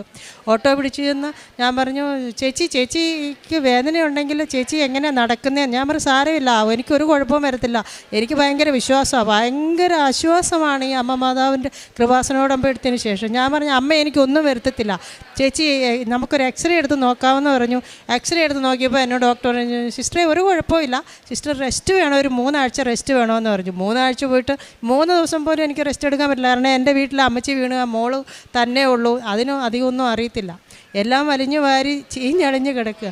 ഞാനപ്പോൾ അമ്മേ മാതാവേ എന്നെ സഹായിക്കണേ എന്ന് പറഞ്ഞുകൊണ്ട് എഴുന്നേക്കും. ഒരു ഊന്നുവടി പോലൊരു സാധനമുണ്ട്, മരുന്ന് പെയിൻ കില്ലർ മാത്രമേ ഉള്ളൂ, അതും കഴിച്ചിട്ട് ഓയിൻമെൻറ്റും അപ്ലൈ ചെയ്ത് ബാൻഡേജും അപ്ലൈ ചെയ്ത് ഞാൻ 3-ാം പക്കം മുതൽ വീട്ടിലെ സർവ്വ പണിയും ചെയ്യും, ഇന്നും ചെയ്യും. അതുകൊണ്ടാണ് കുറച്ച് ഡിലേ എനിക്കിവിടെ വരാൻ ഇച്ചിരി താമസം എന്നുള്ളതേ ഉള്ളൂ. പക്ഷേ തൈലം പുരട്ടി, ഉപ്പ് പുരട്ടി, ഉപ്പിനകത്ത് ചൂടുവെള്ളത്തിൽ ഉപ്പിട്ട് ഞാൻ എന്നും കുളിക്കും. അമ്മയെ എനിക്ക് പൂർണ്ണ സൗഖ്യം തന്നു. പൂർണ്ണ സൗഖ്യം എന്ന് പറഞ്ഞാൽ പൂർണ്ണ സൗഖ്യം. ചെറിയ ലോങ് റൂട്ട് പോകുമ്പോൾ ഒരു ചെറിയ നീര് പൊത്തയ്ക്ക് അത്ര മാത്രമേ ഉള്ളൂ. ഞാൻ എല്ലാ പണിയും ചെയ്യും. ഞാൻ മോളിൽ സ്റ്റെയറിൽ കയറിയിട്ടാണ് തുണി ഇടുന്നത്. 4-ാം പക്കം വരെ ഞാൻ മോളെ സ്റ്റെയറിൽ കയറും, എല്ലാം കയറും. അങ്ങനെ എല്ലാ കാര്യങ്ങളും അമ്മ നടത്തുന്നത്. പിന്നെ എൻ്റെ ഡിപ്പാർട്ട്മെൻറ്റ്, ഞാൻ വർക്ക് ചെയ്യുന്ന ഒരു ഡിപ്പാർട്ട്മെൻ്റ് എന്ന് പറഞ്ഞാൽ എനിക്ക് കോവിഡ് സമയത്തിന് ശേഷം സ്റ്റാഫൊക്കെ കുറവായി, പേഷ്യൻ്റ് പിന്നെ അങ്ങോട്ട് കൂടാൻ തുടങ്ങി. ഒരു 80 പേഷ്യൻ്റ് 100 പേഷ്യൻ്റ് പെർ ഡേ എൻ്റെ ഡിപ്പാർട്ട്മെൻറ്റിൽ. എന്നെ അവിടെ ഇട്ടു സീനിയറാണെന്നും പറഞ്ഞു. എനിക്ക് താങ്ങാൻ പറ്റുന്നതിനപ്പുറം. പിന്നെ ഞാൻ പുറത്തായിരുന്നു, ബോംബെ ഗൾഫൊക്കെ ആയിരുന്നുകൊണ്ട് എനിക്ക് നല്ല എക്സ്പീരിയൻസ് ഉള്ളതുകൊണ്ട് ഞാൻ ഹാൻഡിൽ ചെയ്തു പറഞ്ഞാൽ നന്നായി ഹാൻഡിൽ ചെയ്തു. അപ്പോൾ എന്നോട് എല്ലാവരും പറയും 100 പേഷ്യൻറ്റിനെ ഹാൻഡിൽ ചെയ്യുന്ന ആൾ സിസ്റ്റർ VAC സിസ്റ്റർ എന്നൊക്കെ പറഞ്ഞ് എല്ലാവരും കളിയാക്കും. പക്ഷെ ഞാൻ അന്നൊരു ദിവസം ഞങ്ങളുടെ ബുദ്ധിമുട്ട് ഞങ്ങൾ എഴുതി കൊടുത്തു. ഞങ്ങളുടെ ഡിപ്പാർട്ട്മെൻറ്റ് ഇത്ര ബുദ്ധിമുട്ടുണ്ട്, നമുക്ക് ഡിപ്പാർട്ട്മെൻറ്റ് വലുതാക്കണം, എങ്ങനെയാണെന്ന് അതോറിറ്റിക്ക് എഴുതി കൊടുത്തു. നല്ല ഹോൾഡുള്ള ആളാണ് അവിടെ. പിന്നെ അപ്പോൾ ഓടി വന്നാൽ സിസ്റ്ററാണോ ഇവിടെ, അയ്യോ നമുക്ക് സിസ്റ്റർ ഇനി ഓടുകയും ചാടുകയും ഒന്നും വേണ്ട, സിസ്റ്ററിന് ഹെൽപ്പിന് ആളിനെ തരാം, നമ്മളൊരു മീറ്റിംഗ് വയ്ക്കുന്നുണ്ട്, നമുക്കത് എന്തായാലും ഒരു ഡെവലപ്മെൻറ്റ് വേണമെന്നും പറഞ്ഞാൽ എല്ലാവരും ഓടി വന്നു. ഡോക്ടേഴ്സ് ആയാലും നമ്മുടെ മറ്റ് അവിടുത്തെ അതിൻ്റെ അതോറിറ്റികളുണ്ട്, രേന ചേച്ചിയൊക്കെ ബാലചേച്ചിയൊക്കെ. അപ്പോൾ അവർ ഓടി വന്നിട്ട് എന്നോട് പറഞ്ഞു, ഓ സിസ്റ്ററിന് ഇത്രയും ഭാരപ്പെടുകയൊന്നും വേണ്ട, കഷ്ടപ്പെടുകയൊന്നും വേണ്ട, ഞാൻ ആളിനെ തരാമെന്ന് പറഞ്ഞ് പുതിയ ബിൽഡിങ് പണിതതിനകത്ത് ഒരു ഡിപ്പാർട്ട്മെൻറ്റും എനിക്കൊരു ഡിപ്പാർട്ട്മെൻറ്റ് പകുതി ഭാരം കുറച്ചു. അതുപോലെ തന്നെ എനിക്ക് സെക്രട്ടറി തന്നു, അവർക്ക് സെക്രട്ടറിയെ കൂട്ടിക്കൊടുത്തു, എനിക്ക് സെക്രട്ടറിയെ കൂട്ടിക്കൊടുത്തു. കമ്പ്യൂട്ടർ, മോണിറ്റർ, BP മോണിറ്റർ, സർവ്വ ഫെസിലിറ്റീസും കൂടി ഞാൻ ഭയങ്കര ഉല്ലാസത്തോടെ അവിടെ ഇരുന്നു. ഞാൻ എപ്പോഴും പറയും എല്ലാവരും, ഓ സിസ്റ്റർക്ക് ഇപ്പോൾ സുഖവാസമാണല്ലോ എന്ന്. ഞാൻ പറഞ്ഞാണ് അതെല്ലാം അമ്മ മാതാവ് ഈ ഉടമ്പടി എടുത്തതിന് ശേഷം എനിക്ക് സാധിച്ചു തന്നു. കാരുണ്യ പ്രവൃത്തി എന്ന് പറഞ്ഞാൽ ഞാൻ ആ എടപ്പള്ളിയിലേക്ക് പോകുമ്പം കാണുന്ന ഭിക്ഷക്കാർക്ക് ഒക്കെ ഭക്ഷണം മേടിച്ചു കൊടുക്കും. പിന്നെ ഞാൻ ഈ ആലുവ ട്രെയിനിനാണ് പോകുന്നത്, ആലുവയിൽ നിന്ന് എടപ്പള്ളിയിലേക്ക്. ആ സമയത്ത് കുറേ ആൾക്കാർ ആ വഴിയിലൊക്കെ നിരന്നിരിക്കും. എനിക്കിപ്പോൾ എല്ലാവർക്കും കൊടുക്കാൻ ഭക്ഷണം തികയില്ല, ഞാൻ ചിലപ്പം ഫുഡ് കൊണ്ടുപോകും. അപ്പം ഞാൻ ബേക്കറിയിൽ നിന്നും വാങ്ങിച്ച് അവർക്ക് കൊണ്ടുപോയി ഭക്ഷണം കൊടുക്കും. ചിലപ്പോൾ ഞാൻ എക്സ്ട്രാ സമോസയോ അങ്ങനെ എന്തെങ്കിലും എൻ്റെ കയ്യിലുണ്ടാവും, എനിക്ക് ചെല്ലുമ്പോൾ ഒന്ന് എക്സ്ട്രാ അങ്ങനെ എന്തെങ്കിലും ഇഷ്ടമാണ്, ഞാൻ അതൊക്കെ ചിലപ്പം മേടിച്ച് വെക്കും കയ്യിൽ, ആരെങ്കിലും ഒന്ന് കണ്ടാൽ കൊടുക്കാമല്ലോ എന്നോർത്ത് ബണ്ണും അതും ഇതുമൊക്കെ ഞാൻ അങ്ങനെ അവർക്ക് കൊടുക്കും. പിന്നെ വസ്ത്രമില്ല എന്ന് പറയുന്നു, എൻ്റെ കൂടെ ജോലി ചെയ്യുന്ന ഒത്തിരി പേരുണ്ട്, വിധവകളുണ്ട്, എൻ്റെ കൂടെ ജോലി ചെയ്യുന്ന ഭർത്താക്കന്മാർ ഇട്ടുപോയവരുണ്ട്. അവർക്കൊക്കെ ഞാൻ ഈ നോയമ്പ് കഴിയുമ്പം എന്നെ കഴിയുന്നതൊക്കെ 10,000 5,000 500 1000 സിസ്റ്റർ. എന്നിട്ട് ഓരോരുത്തർ എന്നോട് പിന്നെ ഇങ്ങോട്ട് ചോദിക്കും, സിസ്റ്ററെ ഞങ്ങൾക്കൊരു 50 രൂപ വെച്ചെങ്കിലും ഞങ്ങൾക്ക്. അപ്പോൾ ഈ എൻ്റെ കയ്യിൽ നിന്ന് മേടിച്ചവർക്കൊക്കെ സ്വന്തം സ്ഥലം വീടും ഇല്ലാത്തവരൊക്കെ ആയിരുന്നു. ഇപ്പോൾ സ്ഥലമായി, വീടായി, ഒത്തിരി പേർക്ക് അവർ ഇങ്ങോട്ട് തന്നെ പറയാം, സിസ്റ്റർ ഞങ്ങൾക്ക് പൈസ തന്നതിന് ശേഷം ഞങ്ങൾക്ക് ഓരോരുത്തർ ഇങ്ങോട്ട് കൊണ്ടുതരുമോ, 5000 എന്നാ ബിന്ദു 5000 പിടിച്ചോ ഇന്നും പറഞ്ഞുകൊണ്ട് ഇങ്ങോട്ട് കൊണ്ടുതരാം. ഞാൻ പറഞ്ഞു ദൈവം അനുഗ്രഹിക്കും, പ്രാർത്ഥന കൂടെ ഉണ്ട്. എല്ലാ നന്മകളും ഒരുപാട് എന്നിലൂടെ അവർക്ക് ഒത്തിരി അനുഗ്രഹം കിട്ടിയിട്ടുണ്ട്. അപ്പോൾ എല്ലാം ഞാൻ എപ്പോഴും പറയും, അമ്മ മാതാവ് പത്രം കൊടുക്കും കേട്ടോ, പത്രം കൊടുത്തിട്ട് പറയും, ഇത് വിശ്വസിച്ചോ, അമ്മ മാതാവ് തരും, പ്രാർത്ഥനയിൽ ആയിക്കോളും, പതുക്കെ ആയിക്കോളും എന്നും പറഞ്ഞ് ഒരുപാട് പേർക്ക് പത്രം കൊടുക്കും. പാവപ്പെട്ട പേഷ്യൻ്റ് എൻ്റെ മുമ്പ് വന്നിരിക്കുമ്പോഴും തീരെ സിക്കായിരിക്കുന്നവരും ഞാൻ പറയും, ഇതങ്ങ് വെച്ചങ്ങ് ഉറങ്ങിക്കോ, സർജറി ഒക്കെ സക്സസ് ആകും, അത്ര ഉറപ്പാണ്. പിന്നെ എൻ്റെ ഓടി വരും എൻ്റെ അടുത്ത്, സിസ്റ്ററെ ഞങ്ങൾ വീണ്ടും വന്ന് കേട്ടോ, ഒത്തിരി ബെറ്ററുണ്ട്, അങ്ങനെ ഇങ്ങനെ ഒക്കെ ഒത്തിരി നമ്മളെ അവിടെ എല്ലാവരും ഇത് ചെയ്യുന്നുണ്ട്. അമ്മയുടെ കൃപ. ഇപ്പം ഞാനാണ് രാവും പകലും മുഴുവനും ഈ കൃപാസനപത്രം പ്രസംഗം അച്ഛൻ്റെ സ്പീച്ച് കേട്ടുകൊണ്ടിരിക്കുക. ഭയങ്കര ഇതാണ്, എനിക്ക് ഏത് പ്രതിസന്ധി വന്നാലും ഞാൻ ഈ സ്പീച്ച് കേട്ടുകൊണ്ടിരിക്കുക, എപ്പോഴും കേൾക്കുക എന്ന് വെച്ചാൽ എനിക്ക് ഭയങ്കര. അതിന് മോൾ എപ്പോഴും പറയും, മമ്മി എപ്പോഴും കൃപാസനത്തിലേ കേട്ടോണ്ടിരിക്കുവാണോ, എപ്പോഴും ഇത് തന്നെ കേൾക്കുവാണ്. ഞാൻ പറഞ്ഞു, എനിക്കെന്ത് സന്തോഷം. ഞാൻ കിടക്കുമ്പോൾ ഒരു 2 വരിയെങ്കിലും ഇത് കേട്ടിട്ടേ ഞാൻ കിടക്കുകയുള്ളൂ, സമാധാനത്തോടെ കിടക്കും. രാവിലെ എണീറ്റാടനെ രാവിലെ ആ പ്രാർത്ഥന വെച്ചിട്ട് ഞാൻ മെഴുതിരി കത്തിക്കുന്നത്. അത്ര എനിക്ക് ഭയങ്കര സ്പീച്ചാണ് അത്. അത്ര അനുഗ്രഹങ്ങൾ, ഞാൻ ഒത്തിരി നന്മകൾ, അത് കൂടാണ്ട് ഒത്തിരി കാര്യങ്ങളുണ്ട്. ഞാൻ ട്രെയിനൊക്കെ ലേറ്റ് ആകുമ്പോൾ എൻ്റെ കാശുരൂപം പിടിച്ച് ഇങ്ങനെ പ്രാർത്ഥിക്കും, അമ്മേ എന്നെ സഹായിക്കണേ, എൻ്റെ ട്രെയിനില്ല, വീട്ടിൽ ചെന്നിട്ട് വേണം പണി ചെയ്യാനും, നല്ല ദൂരം 2 hours ജേർണി ഉണ്ട്, അമ്മ അതാ എന്നെ സഹായിക്കണേ എന്ന് പറയുകയും ട്രെയിൻ വരും, ബസ് വരും. ഞാൻ എപ്പോഴും എന്നോട് എല്ലാവരും ഒരു പറയും, സിസ്റ്ററുടെ കൂടെ ഉണ്ടായി ഞങ്ങൾക്ക് എളുപ്പമാണെന്ന് പറയായിരുന്നു. അങ്ങനെ ഒത്തിരി ചെറിയ വലുതുമായ അനുഗ്രഹങ്ങൾ അമ്മ തന്നു. ഞാൻ സാക്ഷ്യം പറയാം, കുറേ താമസിച്ചു പോയി. മാതാവിനും ദൈവകുമാരനും ഒത്തിരി നന്ദി, യേശു അപ്പച്ചനും ഒത്തിരി നന്ദി പറയുന്നു. അമ്മയുടെ അനുഗ്രഹങ്ങൾ ഇനിയും എനിക്കും എൻ്റെ കുടുംബത്തിന് ഇത് കേൾക്കുന്ന. ആദ്യമായി തന്നെ ഈ അൾത്താരയിൽ സാക്ഷ്യം പറയാൻ അനുവദിച്ച അമ്മ മാതാവിനും തിരുക്കുമാരനും 1000 നന്ദി പറയുന്നു. എൻ്റെ പേര് അനിത, ഇതെൻ്റെ ഹസ്ബൻഡ് ബേബി തോമസ്. ഇത് ദൈവം ഞങ്ങൾക്ക് ദാനമായി തന്ന കുഞ്ഞ് ആഷർ ബേബി. ഞങ്ങളുടെ വിവാഹം കഴിഞ്ഞ് 9 വർഷമായിട്ട് ഞങ്ങൾക്ക് മക്കളുണ്ടായിരുന്നില്ല. ഒരുപാട് ട്രീറ്റ്മെൻറ്റ് ചെയ്തു. അപ്പം ഹോസ്പിറ്റലുകളെല്ലാം ചെല്ലുമ്പോൾ അവർ ഒറ്റ റീസണേ പറയുന്നുള്ളൂ, അൺഎക്സ്പ്ലെയിൻഡ് ഇൻഫെർട്ടിലിറ്റി എന്നാണ് പറഞ്ഞത്. എന്ന് വെച്ചാൽ നമുക്ക് എന്തുകൊണ്ട് ആകുന്നില്ല എന്നുള്ളത് ഡോക്ടേഴ്സിനും അറിയത്തില്ല. കാരണം മെഡിക്കലി ഞങ്ങൾ 2 ആളും ഫിറ്റാണ്, എല്ലാ ടെസ്റ്റുകളും നോർമലാണ്. അവസാനം പിന്നെ കുറേ ധ്യാന കേന്ദ്രങ്ങളിൽ കയറി ഇറങ്ങി പ്രാർത്ഥിച്ചു. എല്ലാവരും ഞങ്ങൾക്ക് മക്കളുണ്ടാകുമെന്ന് പറയും. അങ്ങനെ വർഷങ്ങൾ കടന്നുപോയി. എനിക്ക് തോന്നുന്നു 2021 സെപ്റ്റംബർ മാസത്തിൽ എൻ്റെ ഒരു കൂട്ടുകാരിയുണ്ട്, പ്രീതി, കായംകുളത്താണ് വീട്. അവളാണ് കൃപാസനത്തെ പറ്റിയിട്ട് എന്നോട് പറഞ്ഞത്. ഇവിടെ നടക്കുന്ന ഉടമ്പടിയെ പറ്റിയിട്ടും എൻ്റെ കളിക്കൂട്ടുകാരി അവളാണ് എനിക്ക് മാതാവിനെ പരിചയപ്പെടുത്തി തന്നത് എന്ന് തന്നെ പറയാം. അവസാനം അവൾ പറഞ്ഞ പ്രകാരം ആ സൈറ്റിൽ കയറി എല്ലാം നോക്കി. ഞാനതിൽ മാതാവിനെ കാണാൻ വരുന്നതിന് മുന്നേ ഒരുങ്ങണം എന്ന് എൻ്റെ മനസ്സിൽ തോന്നി. ഞാൻ സെപ്റ്റംബർ മുതൽ നവംബർ 1 2021 ഞാൻ ഉടമ്പടി എടുത്തത്. ഞാൻ നവംബർ 1 വരുന്നതിന് മുന്നേ വരെ ഉടമ്പടി പ്രകാരം എങ്ങനെയാണോ ജീവിക്കേണ്ടത് അതുപോലെ തന്നെ ജീവിച്ചു. എന്നുവെച്ചാൽ പ്രേക്ഷിത പ്രവർത്തനത്തിൽ പത്രം കൊടുക്കാനൊന്നും പറ്റിയിട്ടില്ല, കാരണം ഇവിടെ വരാത്തത് കൊണ്ട്. പക്ഷേ ബാക്കിയുള്ള കാര്യങ്ങൾ മാതാവിൻ്റെ ദിവസങ്ങളിൽ ഉപവസിച്ച് പ്രാർത്ഥിച്ചു. മോർണിംഗ് പ്രെയർ, ഈവനിങ് പ്രെയർ ചൊല്ലി. പിന്നെ നേർച്ച വസ്തുക്കളൊന്നും ഉണ്ടായിരുന്നില്ല, പക്ഷെ ഞാൻ അതുപോലെ ജീവിച്ചു. ഞാൻ കുമ്പസാരിച്ച് ഒരുങ്ങി ഞങ്ങൾ രണ്ടാളും 21 നവംബറിന് ഇവിടെ വന്നു. മുകളിലത്തെ നിലയിൽ ക്ലാസ്സിന് പങ്കെടുത്തു. അന്ന് ഞങ്ങൾക്ക് അച്ഛൻ തന്നെയാണ് ക്ലാസ് എടുക്കുന്നുണ്ടായിരുന്നു, ജോസഫ് അച്ഛനല്ല, അന്നുണ്ടായിരുന്ന അച്ഛൻ. ഞങ്ങൾക്ക് അതിനെപ്പറ്റി നല്ല ഡീറ്റെയിൽ ആയിട്ട് കാര്യങ്ങൾ പറഞ്ഞു തന്നു, എങ്ങനെ ചെയ്യണം എന്നുള്ളത്. അങ്ങനെ മാതാവിനോട് ഞങ്ങളുടെ നിയോഗങ്ങൾ പറഞ്ഞു. ഒബിയസ്ലി ആദ്യം എനിക്ക് മക്കളെ തരണം, അമ്മ തന്നെ തരണം, അതിന് വേണ്ടിയിട്ടാണ് ഞാൻ 9 വർഷം കാത്തിരുന്നത് എന്ന് തന്നെ ഞാൻ എഴുതി. അതെഴുതി പിന്നെ ഇവിടെ വന്ന് പ്രാർത്ഥിച്ചു കൊടുത്തു. ഞങ്ങൾ പോയി ഉടമ്പടിയിൽ അങ്ങനെ ജീവിച്ചു. അങ്ങനെ ഇരിക്കുമ്പോൾ എൻ്റെ വ്യക്തിപരമായ ജീവിതത്തിൽ ഒരുപാട് മാറ്റങ്ങൾ സൃഷ്ടിച്ചെങ്കിലും ഞാൻ ഹൈലൈറ്റായിട്ട് വെച്ചിരുന്ന നിയോഗം ദൈവം എന്തുകൊണ്ടോ അത് ഡിലേ ആക്കി കൊണ്ടുപോയി. എന്നെ പരീക്ഷിച്ചതായിരിക്കുമെന്ന് ഞാൻ വിശ്വസിക്കുന്നു. പക്ഷെ ഞാൻ അതിൽ ഉറച്ചു നിന്നു. ഉടമ്പടി 1 പുതുക്കി, ഞാൻ 2 പുതുക്കി, 3 പുതുക്കി. പക്ഷേ അതിൻ്റെ ഇടയിൽ ഞാൻ ഒരുപാട് കുറ്റപ്പെടുത്തലുകൾ കേട്ടി. എനിക്ക് തോന്നുന്ന ഒരു എയ്ഡ്സ് രോഗീനെ പോലും അവരധികം അങ്ങനെ നോക്കുന്നുണ്ടോ എന്ന് ചോദിച്ചാൽ എനിക്കറിയില്ല. കാരണം മക്കളില്ലാത്തവർ അവർ അതുപോലെയാണ് നോക്കിയിരുന്നത്. പക്ഷേ ഞാൻ എൻ്റെ ഈ നാവ് കൊണ്ട് ഒരു പ്രാവശ്യം പോലും മാതാവിനെ കുറ്റം പറഞ്ഞിട്ടില്ല, ഞാൻ കുറ്റപ്പെടുത്തി സംസാരിച്ചിട്ടുമില്ല. കാരണം എനിക്ക് ഉറപ്പായിരുന്നു അത് ദൈവം തന്നെ തരണമെന്നും എനിക്ക് വാശിയുണ്ടായിരുന്നത് കൊണ്ട് തന്നെ ഞാൻ അങ്ങനെ നിന്നു. ഒരു IVF-നും പോയില്ല.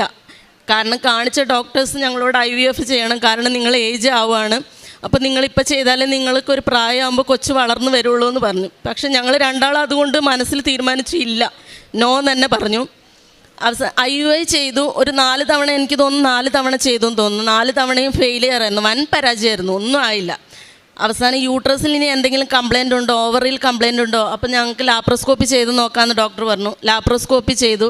പക്ഷേ അതും ഇനി ഇൻറ്റേർണൽ കംപ്ലയിൻ്റ് ആവേണ്ടെന്ന് വെച്ചാൽ അതും ഞാൻ വില്ലിങ് ആയി. പക്ഷേ അതും പക്ക നോർമലായിരുന്നു, ഒന്നും ഉണ്ടായിരുന്നില്ല. ഒരു ബ്ലോക്കേജോ ട്യൂമറുകളോ അങ്ങനെ എന്തെങ്കിലും സിസ്റ്റുകളോ ഒന്നും ഉണ്ടായിരുന്നില്ല.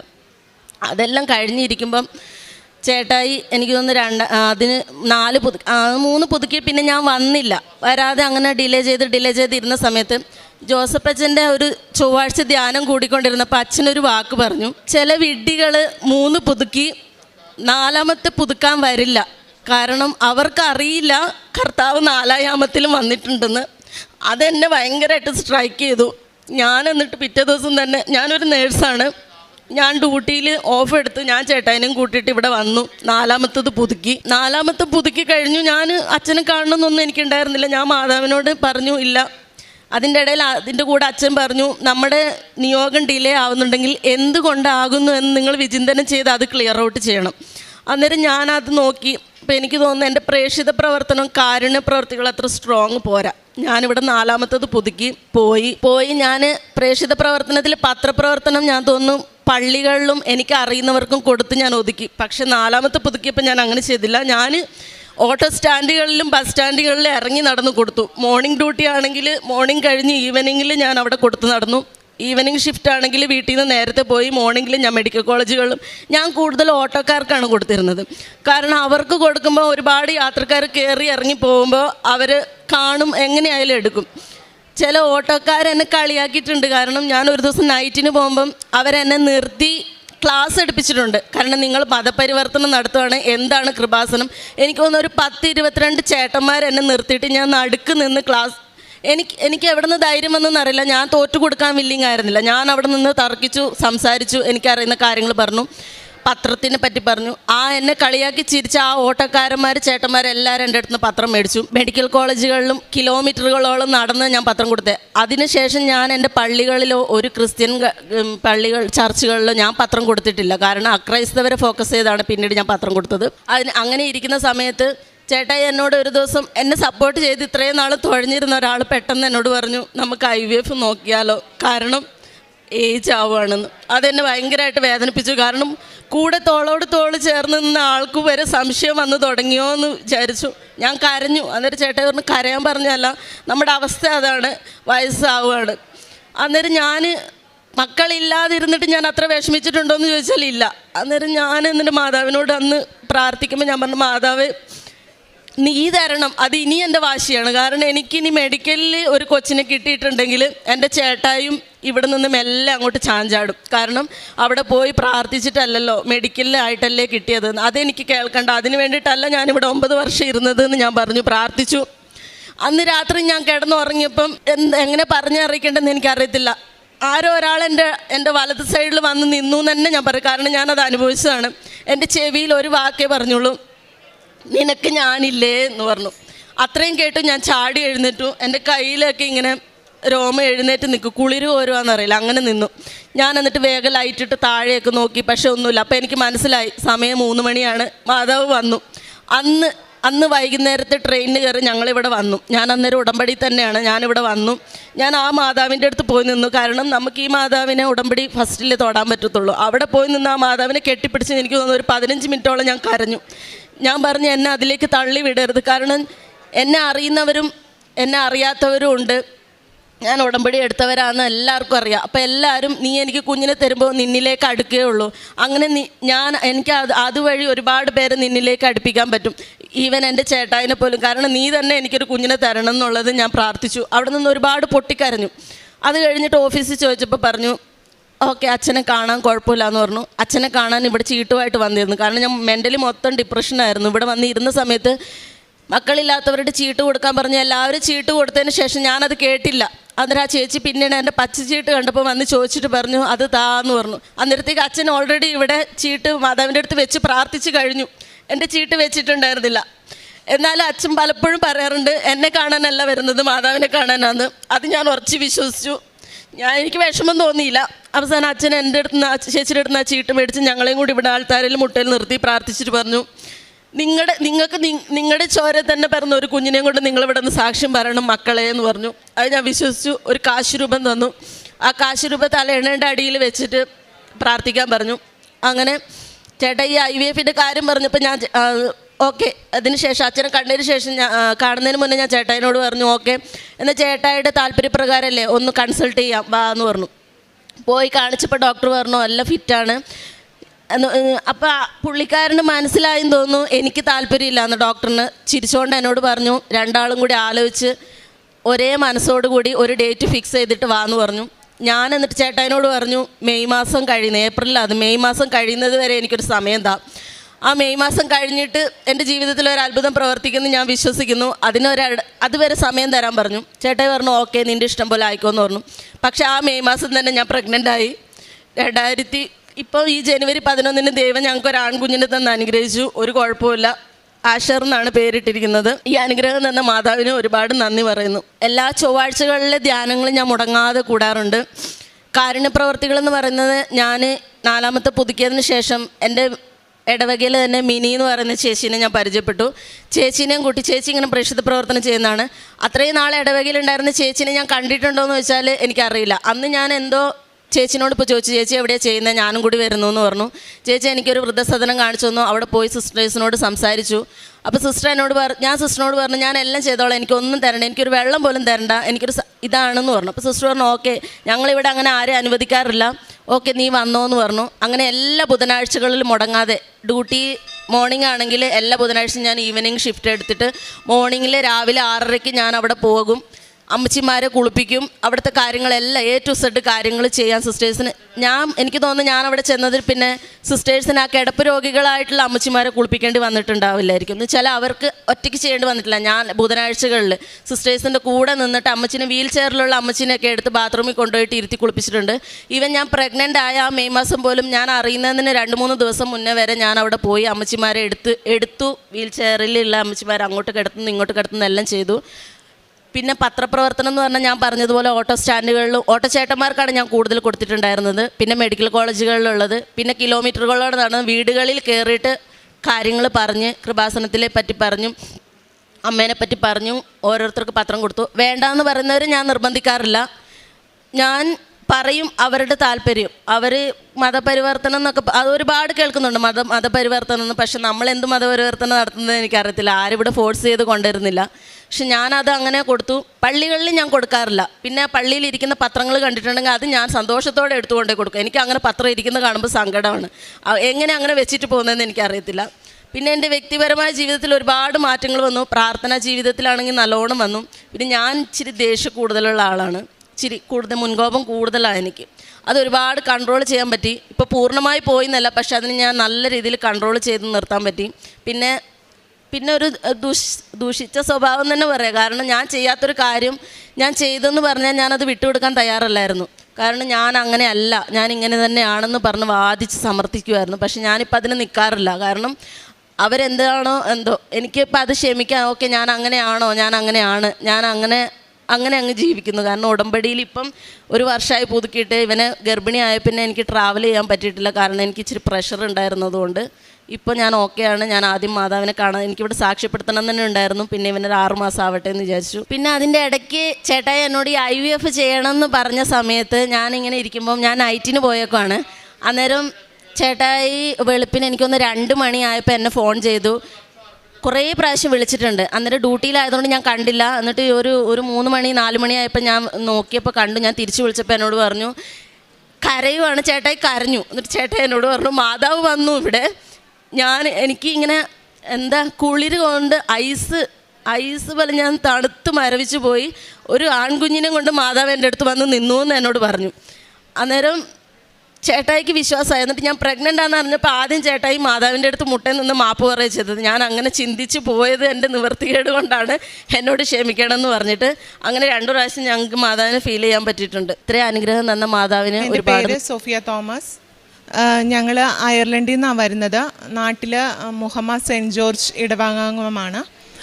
ഞാൻ ഉടമ്പടി എടുക്കുന്നത് 24/4/2023 അന്ന് ഉടമ്പടിയിൽ വെച്ച കാര്യങ്ങൾ എനിക്ക് ഈ 2 വർഷത്തിന് ശേഷമാണ് എല്ലാം ഒരുമിച്ച് സാധിച്ചു കിട്ടി. ഞങ്ങൾ ഏപ്രിലാണ് ഉടമ്പടി എടുത്തതെങ്കിലും തിരിച്ച് അങ്ങോട്ട് പോയി. അപ്പം അച്ഛന് അവിടെ ഓഗസ്റ്റിൽ വന്ന് ധ്യാനിപ്പിച്ചായിരുന്നു. അപ്പോൾ ആ ധ്യാനത്തിലും എനിക്ക് പങ്കെടുക്കാൻ പറ്റി. അപ്പം അച്ഛൻ വയറിൽ കൈവച്ച് പ്രാർത്ഥിച്ചിരുന്നു. അപ്പം ഞങ്ങളുടെ 9 വർഷമായി ഇവനുണ്ടായിട്ട്. അത് കഴിഞ്ഞ് ഞങ്ങളൊരു കുഞ്ഞിന് കൂടെ ആഗ്രഹിച്ചിരുന്നു. അപ്പോൾ എനിക്ക് കുറച്ച് ഫൈബ്രോയിഡ്സും ഇഷ്യൂസൊക്കെ ഉള്ളത് കൊണ്ട് 2 വട്ടം പ്രഗ്നൻ്റ് ആയെങ്കിലും അത് മിസ്കാരേജ് ആയിപ്പോയി. അപ്പം ഞങ്ങൾ മാതാവിന് ഇഷ്ടമുള്ളപ്പോൾ തരട്ടെ എന്ന് വിചാരിച്ച് അതിനെക്കുറിച്ച് പിന്നെ പ്രാർത്ഥിക്കില്ലായിരുന്നു. കാരണം അമ്മയ്ക്കറിയാം എനിക്ക് എപ്പോഴാണ് വേണ്ടതെന്ന്. അതുകൊണ്ട് ഞാനത് പ്രാർത്ഥിച്ചില്ല. പക്ഷേ ഉടമ്പടിയിൽ അത് വെച്ചിരുന്നതാണ്. അപ്പം ഞങ്ങൾ പ്രാർത്ഥനകളൊക്കെ കണ്ടിന്യൂ ചെയ്തിരുന്നു. അങ്ങനെ കഴിഞ്ഞ വർഷം 2024 സെപ്റ്റംബറിൽ ഞാൻ ഒക്ടോബറിൽ ഇങ്ങനെ ഇവിടെ റാലിക്ക് വരാൻ വേണ്ടി ഞങ്ങൾ പ്ലാൻ ചെയ്തിരിക്കുമായിരുന്നു. അപ്പോൾ സെപ്റ്റംബറിൽ എനിക്ക് മിസ്ഡ് പീരീഡ് ആയപ്പോൾ ഞാനൊന്ന് ചെക്ക് ചെയ്ത് നോക്കി. അത് ഒരു സെപ്റ്റംബർ 26 ആയിരുന്നു.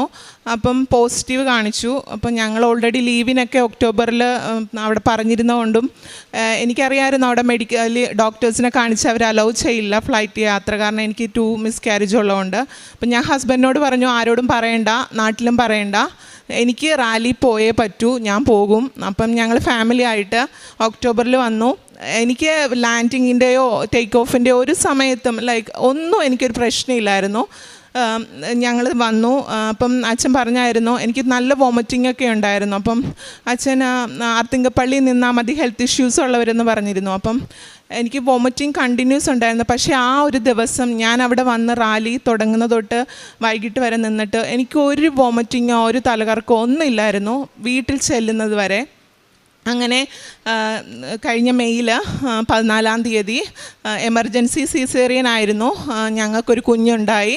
എൻ്റെ പേര് എസക്കിയേൽ ടോം ജോസഫ് എന്നാണ്. നല്ല ആരോഗ്യമുള്ളൊരു കുഞ്ഞിനെ തന്നെ മാതാവ് ഞങ്ങളെ അനുഗ്രഹിച്ചു. എല്ലാ ദിവസവും ആ സമയത്തൊക്കെ ഞങ്ങൾ ഉടമ്പടി എടുത്ത കാലം തൊട്ട് ഞാനും ഹസ്ബൻഡും എന്നും വെളുപ്പിനെയും രാത്രിയും അലാം വെച്ച് ഞങ്ങൾ ഉടമ്പടി പ്രാർത്ഥനകൾ ചൊല്ലും. വയറ്റിൽ ഉടമ്പടി തൈലം എന്നും വിശ്വാസ പ്രമാണം ചൊല്ലി അപ്ലൈ ചെയ്യുമായിരുന്നു. പിന്നെ രണ്ടാമതായി ഞങ്ങൾക്ക് അവിടെ ഒരു വീട് വാങ്ങുന്നതായിരുന്നു. ഇതെല്ലാം ഞാൻ ആദ്യത്തെ ഉടമ്പടിയിൽ വെച്ച കാര്യങ്ങളാണ്. പ്രാർത്ഥിക്കുമായിരുന്നു, പക്ഷേ അത് പ്രത്യേകിച്ച് മാതാവിന് ഇഷ്ടമുള്ള സമയത്ത് തന്നാൽ മതിയെന്നാണ്. ഞാനൊരു കാര്യവും എനിക്കത് പിടിച്ചു വാങ്ങുന്ന എനിക്ക് വേണ്ട, അമ്മയ്ക്ക് ഇഷ്ടമുണ്ടെങ്കിൽ തന്നാൽ മതിയെന്നായിരുന്നു. അപ്പം ഞങ്ങൾക്ക് ആ വീടും ഈ കുഞ്ഞുണ്ടായി ആ സമയത്താണ് അതിൻ്റെ പ്രോസസ്സിംഗ് ഒക്കെ നടന്നത്. ഒത്തിരി തടസ്സങ്ങളുണ്ടായിരുന്നു. അപ്പോഴൊക്കെ പോകുന്ന സ്ഥലങ്ങളിലെല്ലാം ഞങ്ങൾ നെറ്റിയിൽ തൈലം പൂശിയിട്ട് ആ ചെല്ലുന്നിടത്തെല്ലാം ഞാൻ ഹസ്ബൻഡിനോട് പറയും, ഞാൻ അവരോട് സംസാരിക്കുന്ന സമയത്ത് അവിടെ ചെറുതായി ഒന്ന് കുരിശ് വരച്ച് പ്രതിഷ്ഠീകരണ പ്രാർത്ഥന ചൊല്ലിക്കോണമെന്ന്. ഒരു തടസ്സവും ഇല്ലാതെ ഞങ്ങൾക്ക് ആ വീട് നൽകി. ആ വീട് തന്നതും അവിടെ ഓപ്ഷൻസ് ഉണ്ട്, അപ്പം ബിഡിങ് എന്ന് പറഞ്ഞൊരു ഇതുണ്ട്. അപ്പം ഞാൻ ബിഡിങ് ചെയ്യുമ്പോൾ നമുക്ക് പറ്റുന്ന എമൗണ്ട് അല്ലെങ്കിൽ ഞങ്ങൾ വിടുമായിരുന്നു. അപ്പം മാതാവിനോട് ഞാൻ പറയായിരുന്നു, എനിക്ക് വിധിച്ചതാണെങ്കിൽ ഞങ്ങൾ വിട്ടാലും അത് അമ്മയായിട്ട് അവരെ കൊണ്ട് എന്നെ വിളിപ്പിച്ച് ചോദിക്കണമെന്ന്. അപ്പോൾ ഹസ്ബൻഡ് ഓരോ വീട് ഇഷ്ടപ്പെടുമ്പോൾ എന്നോട് പറയും, നീ വിളിച്ചൊന്ന് ചോദിച്ചുകൂടെ? അപ്പം ഞാൻ പറയില്ല, അമ്മ നമുക്ക് നൽകുന്നതാണെങ്കിൽ അവർ തീർച്ചയായും തിരിച്ച് വിളിക്കും. അങ്ങനെ ഒരു ദിവസം എൻ്റെ ഹോസ്പിറ്റലിൻ്റെ അടുത്ത് തന്നെ ഒരു വീട്, ടൗണിലാണ്, ഭയങ്കര എക്സ്പെൻസീവാണ് അവിടെ വീടൊക്കെ വാങ്ങുന്നത്. അവർ എന്നെ വിളിച്ചു, നിങ്ങൾക്ക് തരാനാണ് അവർ ഓണേഴ്സിന് ഇഷ്ടം, ഫാമിലിക്ക് കൊടുക്കാനാണെന്ന് പറഞ്ഞു. ഞാൻ പറഞ്ഞ എമൗണ്ട് ഞങ്ങൾക്കൊരു 20, നാട്ടിലൊരു 20 ലക്ഷത്തോളം കുറച്ച് ഞാനൊരു എമൗണ്ട് പറഞ്ഞിരുന്നു മാതാവിനോട്. എനിക്കത് വിധിച്ചാണെങ്കിൽ ആ എമൗണ്ട് തന്നെ അവരെ അക്സെപ്റ്റ് ചെയ്യണം. ആ എമൗണ്ടിന് തന്നെ ഞങ്ങൾക്ക് വീട് കിട്ടി. അതിൻ്റെ കീമായിട്ടാണ് ഞങ്ങൾ ഹസ്ബൻഡിലെ കീമായിട്ടാണ് ഞങ്ങളിവിടെ വന്ന. അതിൻ്റെ പണി കുറച്ച് റിനോവേഷൻസൊക്കെ നടക്കുകയാണ്. അങ്ങനെ വീട് ഞങ്ങൾക്ക് കിട്ടി. അതിൻ്റെ പുറകിൽ വീടിൻ്റെ റിനോവേഷന് വേണ്ടിയിട്ട് ഞങ്ങൾക്ക് കുറച്ച് ലോൺ എടുക്കണമായിരുന്നു. അപ്പം അവിടെ ഒരു പ്രശ്നമുണ്ട്, മെറ്റേണിറ്റിയിലാണെങ്കിൽ അവർ ലോൺ പാസ്സാക്കി തരില്ല. ഈവൻ ഞാൻ ഗവൺമെൻറ്റിലാണ് വർക്ക് ചെയ്യുന്നതെങ്കിൽ അവരത് കിട്ടാൻ പാടാണ്. അപ്പം ഞങ്ങൾ 10 ആപ്ലിക്കേഷൻസ് വിട്ടു, എൻ്റെയും ഹസ്ബൻഡിൻ്റെയും ബാങ്കിലൊക്കെ. 10ാമത്തെ വട്ടം ഞാൻ കൊഴിഞ്ഞു. മാതാവ്, ഇനി ഞാൻ ആ ഒരു കാര്യം മാത്രമേ മാതാവിനോട് ചോദിച്ചുള്ളൂ, എനിക്കിത് പൂർത്തിയാക്കി ഇവിടെ വന്ന സാക്ഷ്യം പറയേണ്ടതാണ്. അപ്പം ഞങ്ങളൊരു ദിവസം ഒരു ബാങ്കിൽ ചെന്നു. അപ്പോൾ ചെന്നപ്പോഴേ ഞാൻ കാര്യം പറഞ്ഞു. അപ്പോൾ അവിടെ ഇരുന്ന ലോൺ ഓഫീസർ എന്നോട് പറഞ്ഞു, കുഴപ്പമില്ല, ഞങ്ങൾ പറഞ്ഞ എമൗണ്ട് തന്നെ വിത്തിൻ 2 ഡേയ്സ് എനിക്ക് പാസ്സാക്കി കിട്ടി. വീടിൻ്റെ പണി ഓൾമോസ്റ്റ് തീരാറായി. ഞങ്ങൾ തിരിച്ചു ചെല്ലുമ്പോൾ എൻ്റെ ഹൗസ് വാമിംഗ് ആണ്. പിന്നെ മൂന്നാമതായി എൻ്റെ ഹസ്ബൻഡിൻ്റെ ഒരു ജോലിയായിരുന്നു. പുള്ളി ആക്ച്വലി അവിടെ വന്ന് ഒരു ഹെൽത്ത് സെക്ടറിൽ തന്നെയാണ് വർക്ക് ചെയ്തുകൊണ്ടിരുന്നത്. പക്ഷേ അത് പുള്ളിക്ക് ഇഷ്ടപ്പെട്ടതായിരുന്നില്ല. പിന്നെ നമ്മുടെ അവിടുത്തെ സിറ്റുവേഷൻസ് കാരണം അതിൽ തന്നെ അങ്ങ് ജോലി ചെയ്തു. അപ്പം ആ മീൻവേൽ ബസ് ഡ്രൈവറായിട്ട് അവിടെ നോക്കുന്നുണ്ടായിരുന്നു. അപ്പോൾ ലൈസൻസൊക്കെ മാതാവിൻ്റെ അനുഗ്രഹം കൊണ്ട്, കാരണം അവിടെ ഭയങ്കര ടഫാണ് എക്സാമൊക്കെ പാസ്സാകുക. ക്വസ്റ്റ്യൻസൊക്കെ 800 ക്വസ്റ്റ്യൻസ് ഉണ്ട് ഇംഗ്ലീഷിൽ. അപ്പം പുള്ളിക്ക് അത് ഇച്ചിരി ടഫായിരുന്നു. അപ്പം പുള്ളി എക്സാമിനൊക്കെ പോകുമ്പം ഞാൻ അച്ഛൻ്റെ ധ്യാനം വെച്ച് തിരിച്ചു വരുന്നത് വരെ കണ്ടിന്യൂസ് ധ്യാനങ്ങളും സാക്ഷ്യങ്ങളും കേട്ട പുള്ളി എന്നെ വിളിച്ച് പറയും, പാസ്സായി എന്ന് പറയുമ്പോഴേ ഞാൻ അവിടെ നിന്ന് എഴുന്നേൽക്കാറുള്ളായിരുന്നു. അത് 2, 3, 5-6 റൗണ്ടൊക്കെ ഉണ്ടായിരുന്നു. അതിലെല്ലാം മാതാവിൻ്റെ പ്രസൻസ് ഉണ്ടായിരുന്നു. പാസ്സായി. ഇൻ്റർവ്യൂവിന് പോയപ്പോഴും കമ്മ്യൂണിക്കേഷൻ പുള്ളിക്ക് ഇച്ചിരി ബുദ്ധിമുട്ടാണ്. അപ്പം ഞാൻ പറയും, പരിശുദ്ധാത്മാവേ നീ കൂടെ പോണേ, സഞ്ചാരി മാതാവേ നീ കൂടെ പോണേ. അവിടെയൊക്കെ ചെന്നപ്പം ഒരിക്കലും നടക്കാത്ത കാര്യങ്ങളാണ്. പുള്ളിയോട് ഇൻ്റർവ്യൂവിലൊക്കെ നിനക്ക് ഗൂഗിളിൽ എന്തെങ്കിലും ഹെൽപ്പ് വേണമെങ്കിൽ നോക്കാം. അങ്ങനെ ട്രാൻസ്ലേറ്റേഴ്സ് ഉണ്ടായിരുന്നു. ഇൻ്റർവ്യൂ ഒക്കെ പാസ്സായി. ഹസ്ബൻഡിന് 2 ഗവൺമെൻറ്റും പ്രൈവറ്റിലും ഇപ്പോൾ സെലക്ട് ആയിട്ടുണ്ട്. അപ്പം ഞങ്ങൾ പ്രൈവറ്റിലാണെങ്കിൽ ഈ സെപ്റ്റംബർ 8 ജോയിൻ ചെയ്യണം. അപ്പോൾ ഗവൺമെൻറ് പ്രോസസ്സിങ് ഇച്ചിരി ടൈം എടുക്കും. അപ്പം അത് വരികയാണെങ്കിൽ അതിലോട്ട് ജോയിൻ ചെയ്യണമെന്നാണ് വിചാരിച്ചിരിക്കുന്നത്. പിന്നെ 4മത്തേതെന്ന് വെച്ചാൽ എനിക്ക് ഡ്രൈവിങ് ലൈസൻസ് അവിടെ നാട്ടിലാണെങ്കിൽ കൂടെ എനിക്ക് ഇവൻ ബസ്സിൽ പോകുമ്പോൾ പോലും റോഡിൽ കൂടെ വണ്ടികൾ പോയാൽ ഭയങ്കര ഭയമുള്ള ആളാണ്. അവിടെ ചെന്ന് കഴിഞ്ഞപ്പം എന്തായാലും ലൈസൻസ് എടുത്ത് നമ്മൾ വണ്ടി ഓടിക്കാത്ത പറ്റില്ല എന്നൊരവസ്ഥ ഉണ്ടായി. അങ്ങനെ ഞാൻ ലൈസൻസ് എടുക്കാൻ പോയി. എക്സാം ഫസ്റ്റ് ഇതൊക്കെ പാസ്സായി. പ്രാക്ടിക്കൽ വന്നപ്പം ഞാൻ എണ്ണ എടുത്തിരുന്നു.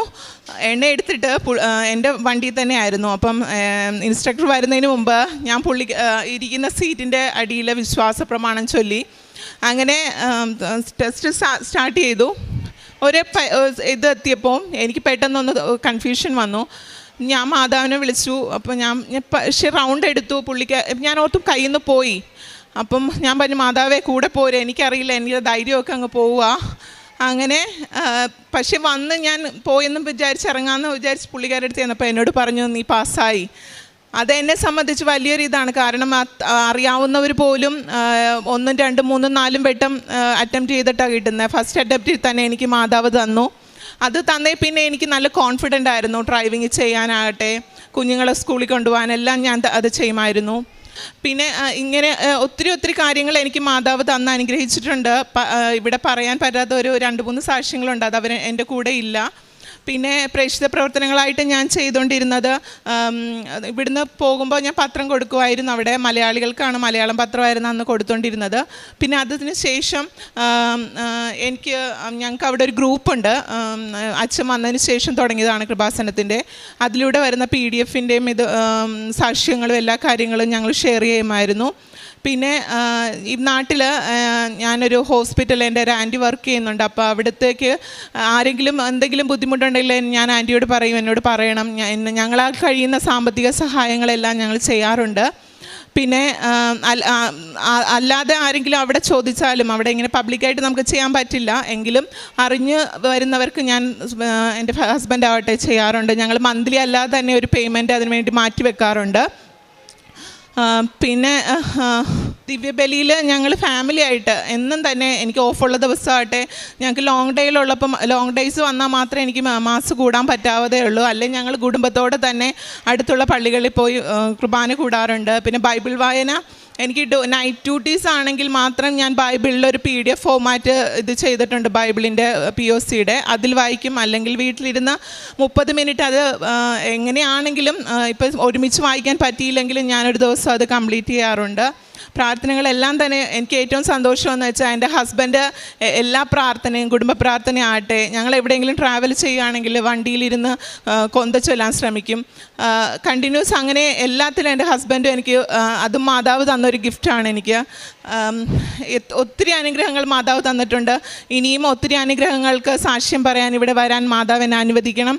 എൻ്റെ ഈശോപ്പോയും അമ്മയും ഞങ്ങളുടെ ഒപ്പം എന്നും ഉണ്ടാകണം. എനിക്കൊരു സർജറി വരുന്നുണ്ട്, അതിനും മാതാവിൻ്റെ എല്ലാ അനുഗ്രഹങ്ങളും ഉണ്ടാവുമെന്ന് ഞാൻ പ്രതീക്ഷിക്കുന്നു. കൃപാസന അമ്മ മാതാവിനും കോടാനുകൂടി നന്ദി. ഈശോയെ നന്ദി, ഈശോയെ സ്തുതി.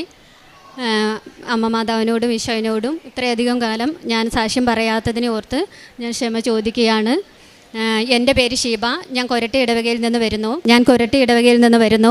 ഞാനിവിടെ വന്ന് ഉടമ്പടി എടുക്കാനുണ്ടായ കാരണം എൻ്റെ ഒരു ചേച്ചി പറഞ്ഞിട്ടാണ് ഞാനിവിടെ വന്നത്. എനിക്ക് സിവിയർ ആയിട്ടുള്ള അലർജി ആയിരുന്നു. ഭയങ്കര സിവിയർ എന്ന് പറഞ്ഞാൽ ഒരു ഭക്ഷണവും കഴിക്കാൻ പറ്റില്ല. എണ്ണയ അലർജി, സോപ്പ് അലർജി, തേങ്ങ അലർജി, അങ്ങനെ വേണ്ട എന്ത് ബ്ലഡ് ടെസ്റ്റ് ചെയ്താലും അതിൽ മുഴുവൻ സാധനങ്ങളും അലർജിയാണ്. എൻ്റെ മേല് മുഴുവൻ ചൊറിഞ്ഞ് തടിച്ച് പിന്നെ നിറയെ വട്ടത്തിലുള്ള പിന്നെ റെഡ് റാഷസ് ആയിരുന്നു ഫുള്ളും. എല്ലാ ഡോക്ടേഴ്സിൻ്റെ അടുത്തും പോയി, ഒരു രക്ഷയുണ്ടായില്ല. അതോടൊപ്പം തന്നെ സിവിയർ ആയിട്ടുള്ള ബ്ലീഡിങ്ങുമായിരുന്നു. എല്ലാ ഡോക്ടേഴ്സിൻ്റെ അടുത്തും പോയി, ഒരു രക്ഷയുണ്ടായിരുന്നില്ല. രാജഗിരി അങ്ങനെയുള്ള സകല എവിടെയൊക്കെ പോകാൻ പറ്റുമോ, അലോപ്പതി, ആയുർവേദിക് എല്ലാ സ്ഥലത്തും പോയി, എവിടെയും പോയിട്ട് ഒരു ഗുണം ഉണ്ടായില്ല. അതിനുശേഷം ഞാനിവിടെ വന്ന് എൻ്റെ ചേച്ചി പറഞ്ഞു, നീ കൃപാസനത്തിൽ പോയി ഉടമ്പടി എടുക്കുക, നിനക്ക് ശരിയായിക്കോളൂ എന്ന് പറഞ്ഞു. ഞാനിവിടെ വന്ന് ഉടമ്പടി എടുത്തു. ഒരു കെട്ട് പേപ്പറുമായിട്ടാണ്, ഡോക്ടേഴ്സിൻ്റെ ചീട്ടുമായിട്ടാണ് ഞാൻ ഇങ്ങോട്ട് കയറി വന്നത്. ഞാൻ ഇങ്ങോട്ട് വന്ന് കരഞ്ഞ് മാതാവിനോട് പ്രാർത്ഥിച്ചു. അങ്ങനെ ഞാനിവിടെ വന്ന് അച്ഛനെ കണ്ടു. ഉടമ്പടി എടുത്തതിന് ശേഷം ഞാൻ അച്ഛനെ കണ്ടു. അച്ഛൻ പറഞ്ഞു, പിന്നെ അമ്മ മാതാവിനോട് സാക്ഷ്യം പറഞ്ഞോളാന്ന് പറഞ്ഞിട്ട് പോയിക്കോളാൻ പറഞ്ഞു. അങ്ങനെ ഞാൻ ഇവിടുന്ന് ഉടമ്പടി എടുത്തിട്ട് ഞാൻ പോയെങ്കിലും എനിക്ക് സാക്ഷ്യം പറയാൻ ആ ഒരു ഉടമ്പടി എനിക്ക് കൃത്യമായിട്ട് പാലിക്കാൻ പറ്റിയില്ല. അതിനുശേഷം ഞാൻ രണ്ടാമത് വന്ന് പുതുക്കി. അപ്പോൾ ആ ഉടമ്പടിയിൽ തന്നെ എനിക്ക് ഒരുപാട് നല്ല കാര്യങ്ങൾ മാതാവ് തന്നിട്ടുണ്ട്. ആത്മീയ ഗുണങ്ങൾ, അതായത് ഈശോയിലേക്കുള്ള വളർച്ച, എങ്ങനെയാണ് ഈശോയോട് അടുക്കേണ്ടതെന്നുള്ള കാര്യങ്ങളൊക്കെ എനിക്ക് മനസ്സിലായി. പക്ഷേ രണ്ടാമത് വന്ന് ഞാൻ ഇവിടെ ഉടമ്പടി പുതുക്കി. അത് നല്ല കൃത്യനിഷ്ഠയോടുകൂടി എല്ലാ കാര്യങ്ങളും കൃത്യമായിട്ട് അച്ഛൻ പറഞ്ഞതുപോലെ ഞാൻ പാലിച്ചു. അങ്ങനെ ഞാൻ ഉടമ്പടി പുതുക്കിയതിന് ശേഷം ഞാനിവിടെ വന്ന് ആൾക്കാരെ ഇവിടെ നിന്നിട്ട് അച്ഛനെ കുർബാന ചൊല്ലിക്കൊണ്ടിരിക്കുകയായിരുന്നു. ആ സമയത്ത് കാഴ്ചവസ്തു ഉയർത്തുന്ന സമയത്ത് അച്ഛന് ആ സമയത്ത് എനിക്ക് വയറിൽ ഭയങ്കര സിവിയർ ആയിട്ടുള്ളൊരു പെയിൻ ഉണ്ടായിരുന്നു. അപ്പം ഞാൻ വിചാരിച്ചു, എന്നെ മാതാവ് തൊടുന്നുണ്ട്, എന്തായാലും എന്നെ മാതാവ് വെറുതെ വിടില്ല, ഞാൻ രക്ഷപ്പെടുമെന്ന് വിചാരിച്ചു. അങ്ങനെ ഞാൻ വീട്ടിലേക്ക് തിരിച്ചു പോയ സമയത്ത് എല്ലാ കാര്യങ്ങളും ഞാൻ കൃത്യമായിട്ട് പിന്നെ ഉടമ്പടി പാലിക്കാൻ തുടങ്ങി. അങ്ങനെ ഞാൻ എല്ലാ ദിവസവും കുർബാനയ്ക്ക് പോകും. എല്ലാ വെഞ്ചരിച്ച നേർച്ച വസ്തുക്കൾ ഉപയോഗിക്കുമായിരുന്നു. ഉപ്പ്, തൈലം ഇതൊക്കെ വയറ്റിൽ പുരട്ടി പ്രാർത്ഥിച്ച് ഉപയോഗിക്കുമായിരുന്നു. രാവിലെ വൈകുന്നേരം എല്ലാ ദിവസവും എല്ലാ ഉടമ്പടി വസ്തുക്കളും ഉപ്പ്, തൈലം, തേന് ഇതെല്ലാം വെഞ്ചരിച്ച വസ്തുക്കളെല്ലാം ഉപയോഗിച്ച് പ്രാർത്ഥിച്ച് തിരിച്ച് പിന്നെ അങ്ങനെ കുറച്ച് ദിവസം കഴിഞ്ഞു. അപ്പോൾ ഞാൻ ഒരു ദിവസം ഞാൻ ജോസഫ് അച്ഛനെ സ്വപ്നം കണ്ടു. ജോസഫ് അച്ഛൻ എനിക്ക് വേണ്ടി പ്രാർത്ഥിക്കുന്നതായിട്ട് ഞാൻ എൻ്റെ കട്ടിലിൻ്റെ അടുത്ത് നിന്ന് എനിക്ക് വേണ്ടി പ്രാർത്ഥിക്കുന്നതായിട്ട് ഞാൻ സ്വപ്നം കണ്ടു. അത് കഴിഞ്ഞ് 2 ദിവസം കഴിഞ്ഞപ്പോൾ ഞാൻ മഴവില്ല് സ്വപ്നം കണ്ടു. അത് കഴിഞ്ഞിട്ട് പിന്നെ ഞാൻ പേപ്പർ കൊടുക്കാൻ നേരത്തെ എനിക്ക് 3 പ്രാവശ്യം സുഗന്ധാഭിഷേകം എനിക്കങ്ങനെ കിട്ടി. മുല്ലപ്പൂവിൻ്റെ സുഗന്ധം ഉണ്ടായിരുന്നു. അത് കഴിഞ്ഞ് അച്ഛൻ ഒരു ദിവസം യൂട്യൂബിലെ ഉടമ്പടി ആരാധനയിൽ വിളിച്ചു പറഞ്ഞു, ഒരു 40 വയസ്സിന് മുകളിലുള്ള ഒരു സ്ത്രീയുടെ അലർജി രോഗം ഈശോ സുഖപ്പെടുത്തുന്നു എന്ന് പറഞ്ഞു. അന്ന് മുതൽ എനിക്ക് ഇതുവരെ ഒരു അലർജിയോ പിന്നെ മേത്തൊരു തടിപ്പോ ഒരു സിവിയർ എനിക്കൊരു ഡ്രസ്സ് പോലും ഇടാൻ പറ്റില്ലായിരുന്നു. അത്രയധികം മാനസികമായി ഞാൻ വിഷമിച്ചിട്ടായിരുന്നു ഇവിടെ വന്നിരുന്നത്. ഒരു ഡ്രസ്സ് ഇട്ടാൽ ഒന്നാമത്തെ സിവിയർ ആയിട്ടുള്ള ബ്ലീഡിങ് ആയിരുന്നു. അലർജി കാരണം മേല് മുഴുവൻ തടിച്ച് പൊന്തി റെഡ് റാഷസ് ആയിരുന്നു. പിന്നെ സിവിയർ ആയിട്ടുള്ള ബ്ലീഡിങ് ആയിരുന്നു. ഇത് രണ്ടും സഹിക്കാൻ വയ്യാതെ ഇവിടെ വന്ന് ഞാൻ മാതാവിനോട് മുട്ടിപ്പായിട്ട് ഇവിടെ നിന്ന് കരഞ്ഞ് പ്രാർത്ഥിച്ചിട്ടാണ് ഞാൻ പോയത്. എൻ്റെ മാതാവേ, നീ ഇടപെടണേ, ഞാൻ ഇനി കൃത്യമായിട്ട് എല്ലാ ഉടമ്പടിയും പാലിച്ചോളാമെന്ന് ഞാൻ പറഞ്ഞു. അങ്ങനെ എനിക്ക് അതിന് ആ യൂട്യൂബിലെ ചൊവ്വാഴ്ചത്തെ ഉടമ്പടി ധ്യാനത്തിൽ എനിക്കെല്ലാം അന്ന് ഇങ്ങനെ പറഞ്ഞു, 40 വയസ്സിന് അച്ഛൻ വിളിച്ചു പറഞ്ഞു ധ്യാനത്തിൻ്റെ ഇടയ്ക്ക് 40 വയസ്സിന് ശേഷമുള്ള ഒരു സ്ത്രീയുടെ അലർജി രോഗം ഈശോ സുഖപ്പെടുത്തുന്നെന്ന്. അങ്ങനെ ആ ദിവസം മുതൽ ഇന്ന് വരെ എനിക്കൊരു അലർജി എന്ന് പറയുന്ന സംഭവമോ യാതൊരു പ്രശ്നവും എനിക്കുണ്ടായിട്ടില്ല. അതിന് എൻ്റെ അമ്മ മാതാവിനും ഈശോയ്ക്കും ഞാൻ കോടാനുകൂടി നന്ദി പറയുന്നു. അതുപോലെ തന്നെ സാക്ഷ്യം പറയാൻ വൈകിയതിലും ഞാൻ മാപ്പ് ചോദിക്കുന്നു. പിന്നെ രണ്ടാമത്തെ അതിനുശേഷം എനിക്ക് ആത്മീയമായി കുറേ വളരാൻ സാധിച്ചിട്ടുണ്ട്. കുർബാനയുടെ മാഹാത്മ്യം എനിക്ക് മനസ്സിലായിട്ടുണ്ടായിരുന്നില്ല. ഞാനിവിടെ നിന്ന് ഉടമ്പടി എടുത്തതിന് ശേഷം എനിക്കതെല്ലാം മനസ്സിലായത്. എല്ലാ ദിവസവും കുർബാനയ്ക്ക് പോകാനും അങ്ങനെ ഈശോയോട് കൂടുതൽ അടുക്കാനും വചനങ്ങൾ പറയുവാനും. ലൂക്ക 18:27 മനുഷ്യർക്ക് അസാധ്യമായത് ദൈവത്തിന് സാധ്യമാണ്. ഫിലിപ്പി 4:19 എൻ്റെ ദൈവം തൻ്റെ മഹത്വത്തിൻ്റെ സമ്പന്നതയിൽ നിന്ന് യേശുക്രിസ്തു വഴി എനിക്ക് ആവശ്യമുള്ളതെല്ലാം നൽകും. മത്തായി 6:33 നിങ്ങൾ ആദ്യം അവിടുത്തെ രാജ്യവും നീതിയും അന്വേഷിക്കുവാൻ ബാക്കി എല്ലാം നിങ്ങൾക്ക് കൂട്ടിച്ചേർക്കപ്പെടും. ജോഷുവ 1:9 ഭീരുത്വത്തിൻ്റെ ആത്മാവിനെയല്ല, ശക്തിയുടെയും സ്നേഹത്തിൻ്റെയും ആത്മനിയന്ത്രണത്തിൻ്റെയും ആത്മാവിനെയാണ് ദൈവം നിനക്ക് നൽകിയിരിക്കുന്നത്. ഈ വചനങ്ങൾ എപ്പോഴും ഞാൻ പറഞ്ഞു ഉരുവിട്ടുകൊണ്ടിരിക്കുമായിരുന്നു. ഈശോയോട് കൂടുതൽ അടുക്കാനും ബൈബിൾ വായിക്കാനും പള്ളി പോകാനും എല്ലാ ദിവസവും എല്ലാ വെഞ്ചരിച്ച വസ്തുക്കളും നേർച്ച വസ്തുക്കളും ഉപയോഗിച്ച് പ്രാർത്ഥിക്കാൻ ഞാൻ തീരുമാനിച്ചു അതോടുകൂടി. അതുപോലെ തന്നെ എൻ്റെ 10 വർഷമായ ഞങ്ങളുടെ ഒരു വിൽക്കാതെ കിടക്കുന്ന സ്ഥലമുണ്ടായിരുന്നു. അത് വിൽക്കാൻ മാതാവ് ഞങ്ങളെ അനുഗ്രഹിച്ചു. അത് ഞങ്ങൾ വിൽക്കാൻ വേണ്ടി കുറേ ആളുകൾ 10 വർഷമായിട്ടും ആളുകൾ വന്നിട്ട് അതൊന്നും സാധിച്ചിരുന്നില്ല. അതിനുശേഷം ഞാൻ ചേട്ടായിനോട് പറഞ്ഞു, നോക്കിക്കോ, ഞാനിപ്പോൾ ഉടമ്പടിയില്ല ചേട്ടായി, നമുക്ക് എന്തായാലും മാതാവ് അനുഗ്രഹം തരുമെന്ന് പറഞ്ഞു. ഞാനും ചേട്ടായും കൂടി ഉപ്പും നേർച്ച വസ്തുക്കളും ഒക്കെ ഉപയോഗിച്ച് അങ്ങോട്ട് പോയി. പോകുന്ന വഴിക്ക് വിശ്വാസ പ്രമാണം ചൊല്ലി. അപ്പോൾ അച്ഛൻ ഇവിടെ എപ്പോഴും പറയാറുണ്ട്, 38 വർഷമായി ഞാൻ അർപ്പിച്ച കുർബാനയുടെ വെളിച്ചത്തിൽ എനിക്കത് സാധിച്ചു തരണമേ, ആ രോഗം വിടുതൽ കൊടുക്കണേ എന്ന് പറയാറുണ്ട്, നമുക്ക് വേണ്ടി പ്രാർത്ഥിക്കാറുണ്ട്. അപ്പോൾ ഞാൻ എൻ്റെ മനസ്സിൽ ഓർത്തു, 66 ദിവസമായിട്ട് ഞാൻ ഈശോനെ സ്ഥിരമായിട്ട് സ്വീകരിച്ചുകൊണ്ടിരിക്കുക. ഈശോയെ, ഇതിൻ്റെ മാഹാത്മ്യം പണ്ടൊന്നും ഞാൻ അറിഞ്ഞിരുന്നില്ല, എന്നെ നീ ഇതിന് ഞങ്ങളുടെ ആ സ്ഥലം ഞങ്ങൾക്ക് വിറ്റ് തരണം. ഈ 66 ദിവസം ഞാൻ ഈശോനെ സ്വീകരിച്ചതിൻ്റെ വെളിച്ചത്തിൽ, ഈശോയോട് ഞാൻ കൂടെ ആയിരുന്നതിൻ്റെ വെളിച്ചത്തിൽ എൻ്റെ ഈശോയെ എനിക്ക് ഈ സ്ഥലം വിറ്റ് തരാനുള്ള അനുഗ്രഹം ഞങ്ങൾക്ക് തരണേന്ന് ഞാൻ പ്രാർത്ഥിച്ചു. അങ്ങനെ ഞാനും ചേട്ടായും കൂടി പോയി. അതുവരെ വന്ന ബ്രോക്കേഴ്സ് ഒന്നും നമ്മൾ തിരിഞ്ഞു നോക്കിയിട്ടില്ല. പക്ഷേ അന്ന് വന്ന ബ്രോക്കർമാർ ഞങ്ങളുടെ ആ സ്ഥലം വിൽക്കുവാൻ പിന്നെ അന്ന് തന്നെ ടോക്കൺ അഡ്വാൻസ് തരികയും ഞാൻ ഉപ്പിട്ട് വിശ്വാസ പ്രമാണം ചൊല്ലി ആ സ്ഥലത്ത് മുഴുവൻ പ്രാർത്ഥിച്ചതിന് ശേഷം അവർ വന്നത്. അങ്ങനെ വന്ന് പിന്നെ ആ സ്ഥലം ഞങ്ങൾക്ക് വിൽക്കാനായിട്ട് സാധിച്ചു. ഇത് മാതാവ് ഞങ്ങൾക്ക് ചെയ്തു തന്ന വലിയൊരു അനുഗ്രഹമാണ്. ഇതിന് ഈശോയ്ക്കും മാതാവിനും കോടാനുകൂടി നന്ദി പറയുന്നു. അതുപോലെ തന്നെ ഞാനൊരു മെഡിക്കൽ ഷോപ്പാണ് നടത്തുന്നത്. എനിക്കവിടെ മെഡിക്കൽ ഷോപ്പ് എനിക്കൊരു കോംപ്ലക്സിൻ്റെ ഉള്ളിലാണ് മെഡിക്കൽ ഷോപ്പ്. അപ്പോൾ കുറച്ചും കൂടി ഫ്രണ്ടിലോട്ട് ഒരു മെഡിക്കൽ ഷോപ്പ് ഇടണമെന്ന് എനിക്ക് ആഗ്രഹമുണ്ടായിരുന്നു. അപ്പോൾ ഞാൻ അത് നിയോഗത്തിൽ വെച്ച് ഞാൻ പ്രാർത്ഥിച്ചിരുന്നു. ആദ്യത്തെ നിയോഗത്തിൽ തന്നെ ഞാൻ അത് വെച്ച് പ്രാർത്ഥിച്ചിരുന്നു. അപ്പോൾ പിന്നീട് എനിക്ക് അപ്പം തന്നെ ആദ്യത്തെ ഉടമ്പടി എടുത്തപ്പോൾ തന്നെ എനിക്ക് ആ മെഡിക്കൽ ഷോപ്പ് ഫ്രണ്ടിലേക്ക് മെഡിക്കൽ ഷോപ്പ് ഇടാൻ പറ്റി. അത് കിട്ടില്ല എന്ന് വിചാരിച്ചിരുന്ന കട ഞങ്ങൾക്ക് കിട്ടി. അതുപോലെ തന്നെ ഞാൻ അന്നേരം കൃപാസനൊപ്പം ഉടമ്പടി തൈലം ഞാൻ ആ ഷോപ്പിൻ്റെ ഫ്രണ്ടേജിൽ കുരിശ് വരച്ച് പ്രാർത്ഥിച്ചു.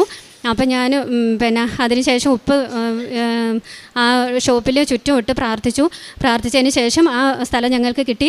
7 ലക്ഷത്തോളം പഴയ മെഡിക്കൽ ഷോപ്പിൽ എനിക്ക് ലോൺ ഉണ്ടായിരുന്നു. ആ ലോൺ വീട്ടാനും മാതാവ് എന്നെ അനുഗ്രഹിച്ചു. ആ പുതിയ കട തന്നു മാതാവ് അനുഗ്രഹിച്ചു. അതിൽ കൂടെ എനിക്ക് ആ ലോണും മാതാവ് വീട്ടി തന്നു. ഇതിനും ഈശോയ്ക്കും മാതാവിനും കോടാനുകൂടി ഞാൻ നന്ദി പറയുന്നു. പിന്നെ എൻ്റെ ഒരു യൂട്രസ് ബ്ലീഡിങ് ആയിരുന്നു. അത് ഞാൻ നിയോഗത്തിലൊന്നും വെച്ചിട്ടുണ്ടായിരുന്നില്ല.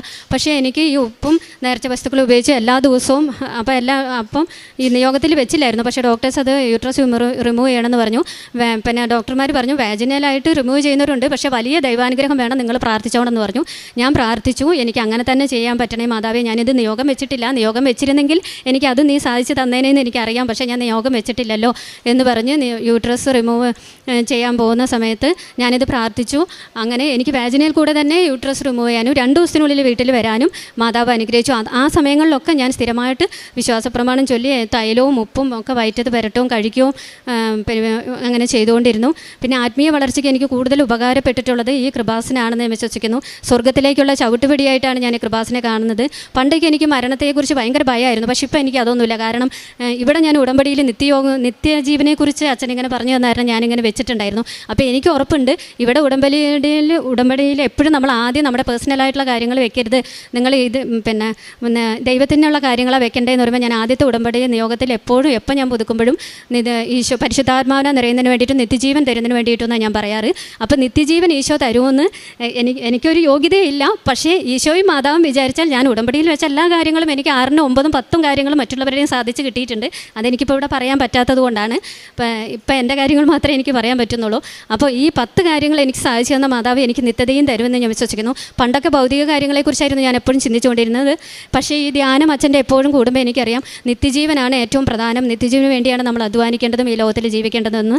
അങ്ങനെ ഒരുപാട് കാര്യങ്ങളിൽ മാനസികമായും ശാരീരികമായും ഈശോയോട് അടുക്കുവാനും എപ്പോഴും ഈശോയെക്കുറിച്ച് പറയുവാനും. പിന്നെ കാരുണ്യ പ്രവൃത്തികൾ എന്ന് പറഞ്ഞിട്ടുണ്ടെങ്കിൽ ഞാനും ഗവൺമെൻറ് ആശുപത്രി പോകുമായിരുന്നു. ഗവൺമെൻറ് ആശുപത്രി പോയിട്ട് എല്ലാ അവിടുത്തെ പേഷ്യൻസിനോടൊക്കെ ഞാൻ പറയും, എനിക്ക് ഇത്ര വലിയ അത്ഭുതം മാതാവ് സാധിച്ചു തന്നിട്ടുണ്ട്, എൻ്റെ ബ്ലീഡിങ് ഇങ്ങനെ മാറി.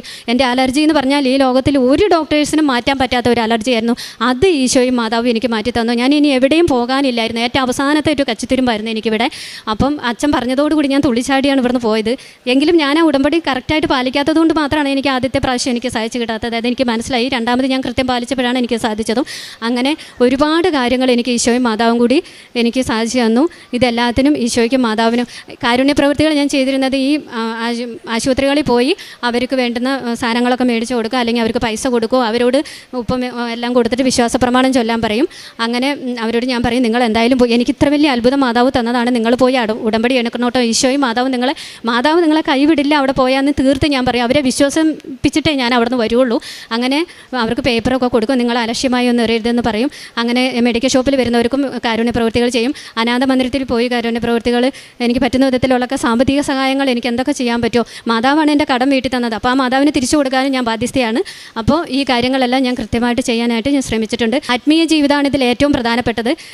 പിന്നെ കുർബാന 2 ആഴ്ച കൂടുമ്പോഴുള്ള കുമ്പസാരം, എല്ലാ ദിവസമുള്ള കുർബാന, ഇങ്ങനെയുള്ള കാര്യങ്ങൾ എനിക്ക് പറ്റുന്ന വിധത്തിലൊക്കെ പറ്റുമ്പോഴൊക്കെ ഞാൻ ചെയ്തിട്ടുണ്ട്. പിന്നെ ബൈബിൾ വായിക്കാനും പണ്ട് തൊട്ടേ എനിക്ക് ഇഷ്ടമുള്ള കാര്യമാണ്, ഇപ്പോൾ എനിക്ക് കൂടുതലായിട്ട് ഇഷ്ടമാണ്. അങ്ങനെ ബാക്കി എല്ലാ ആത്മീയ വളർച്ചകളിലും എൻ്റെ കൂടെ നിന്ന് എന്നെ ഇന്ന് വരെ ഇനിയുള്ള ജീവിതത്തെക്കുറിച്ച് എനിക്ക് ഒരു ടെൻഷനും ഇല്ല. കാരണം ഉടമ്പടി ഉള്ളിടത്തോളം കാലം എനിക്ക് ഒരു പേടിയും പേടിക്കേണ്ട.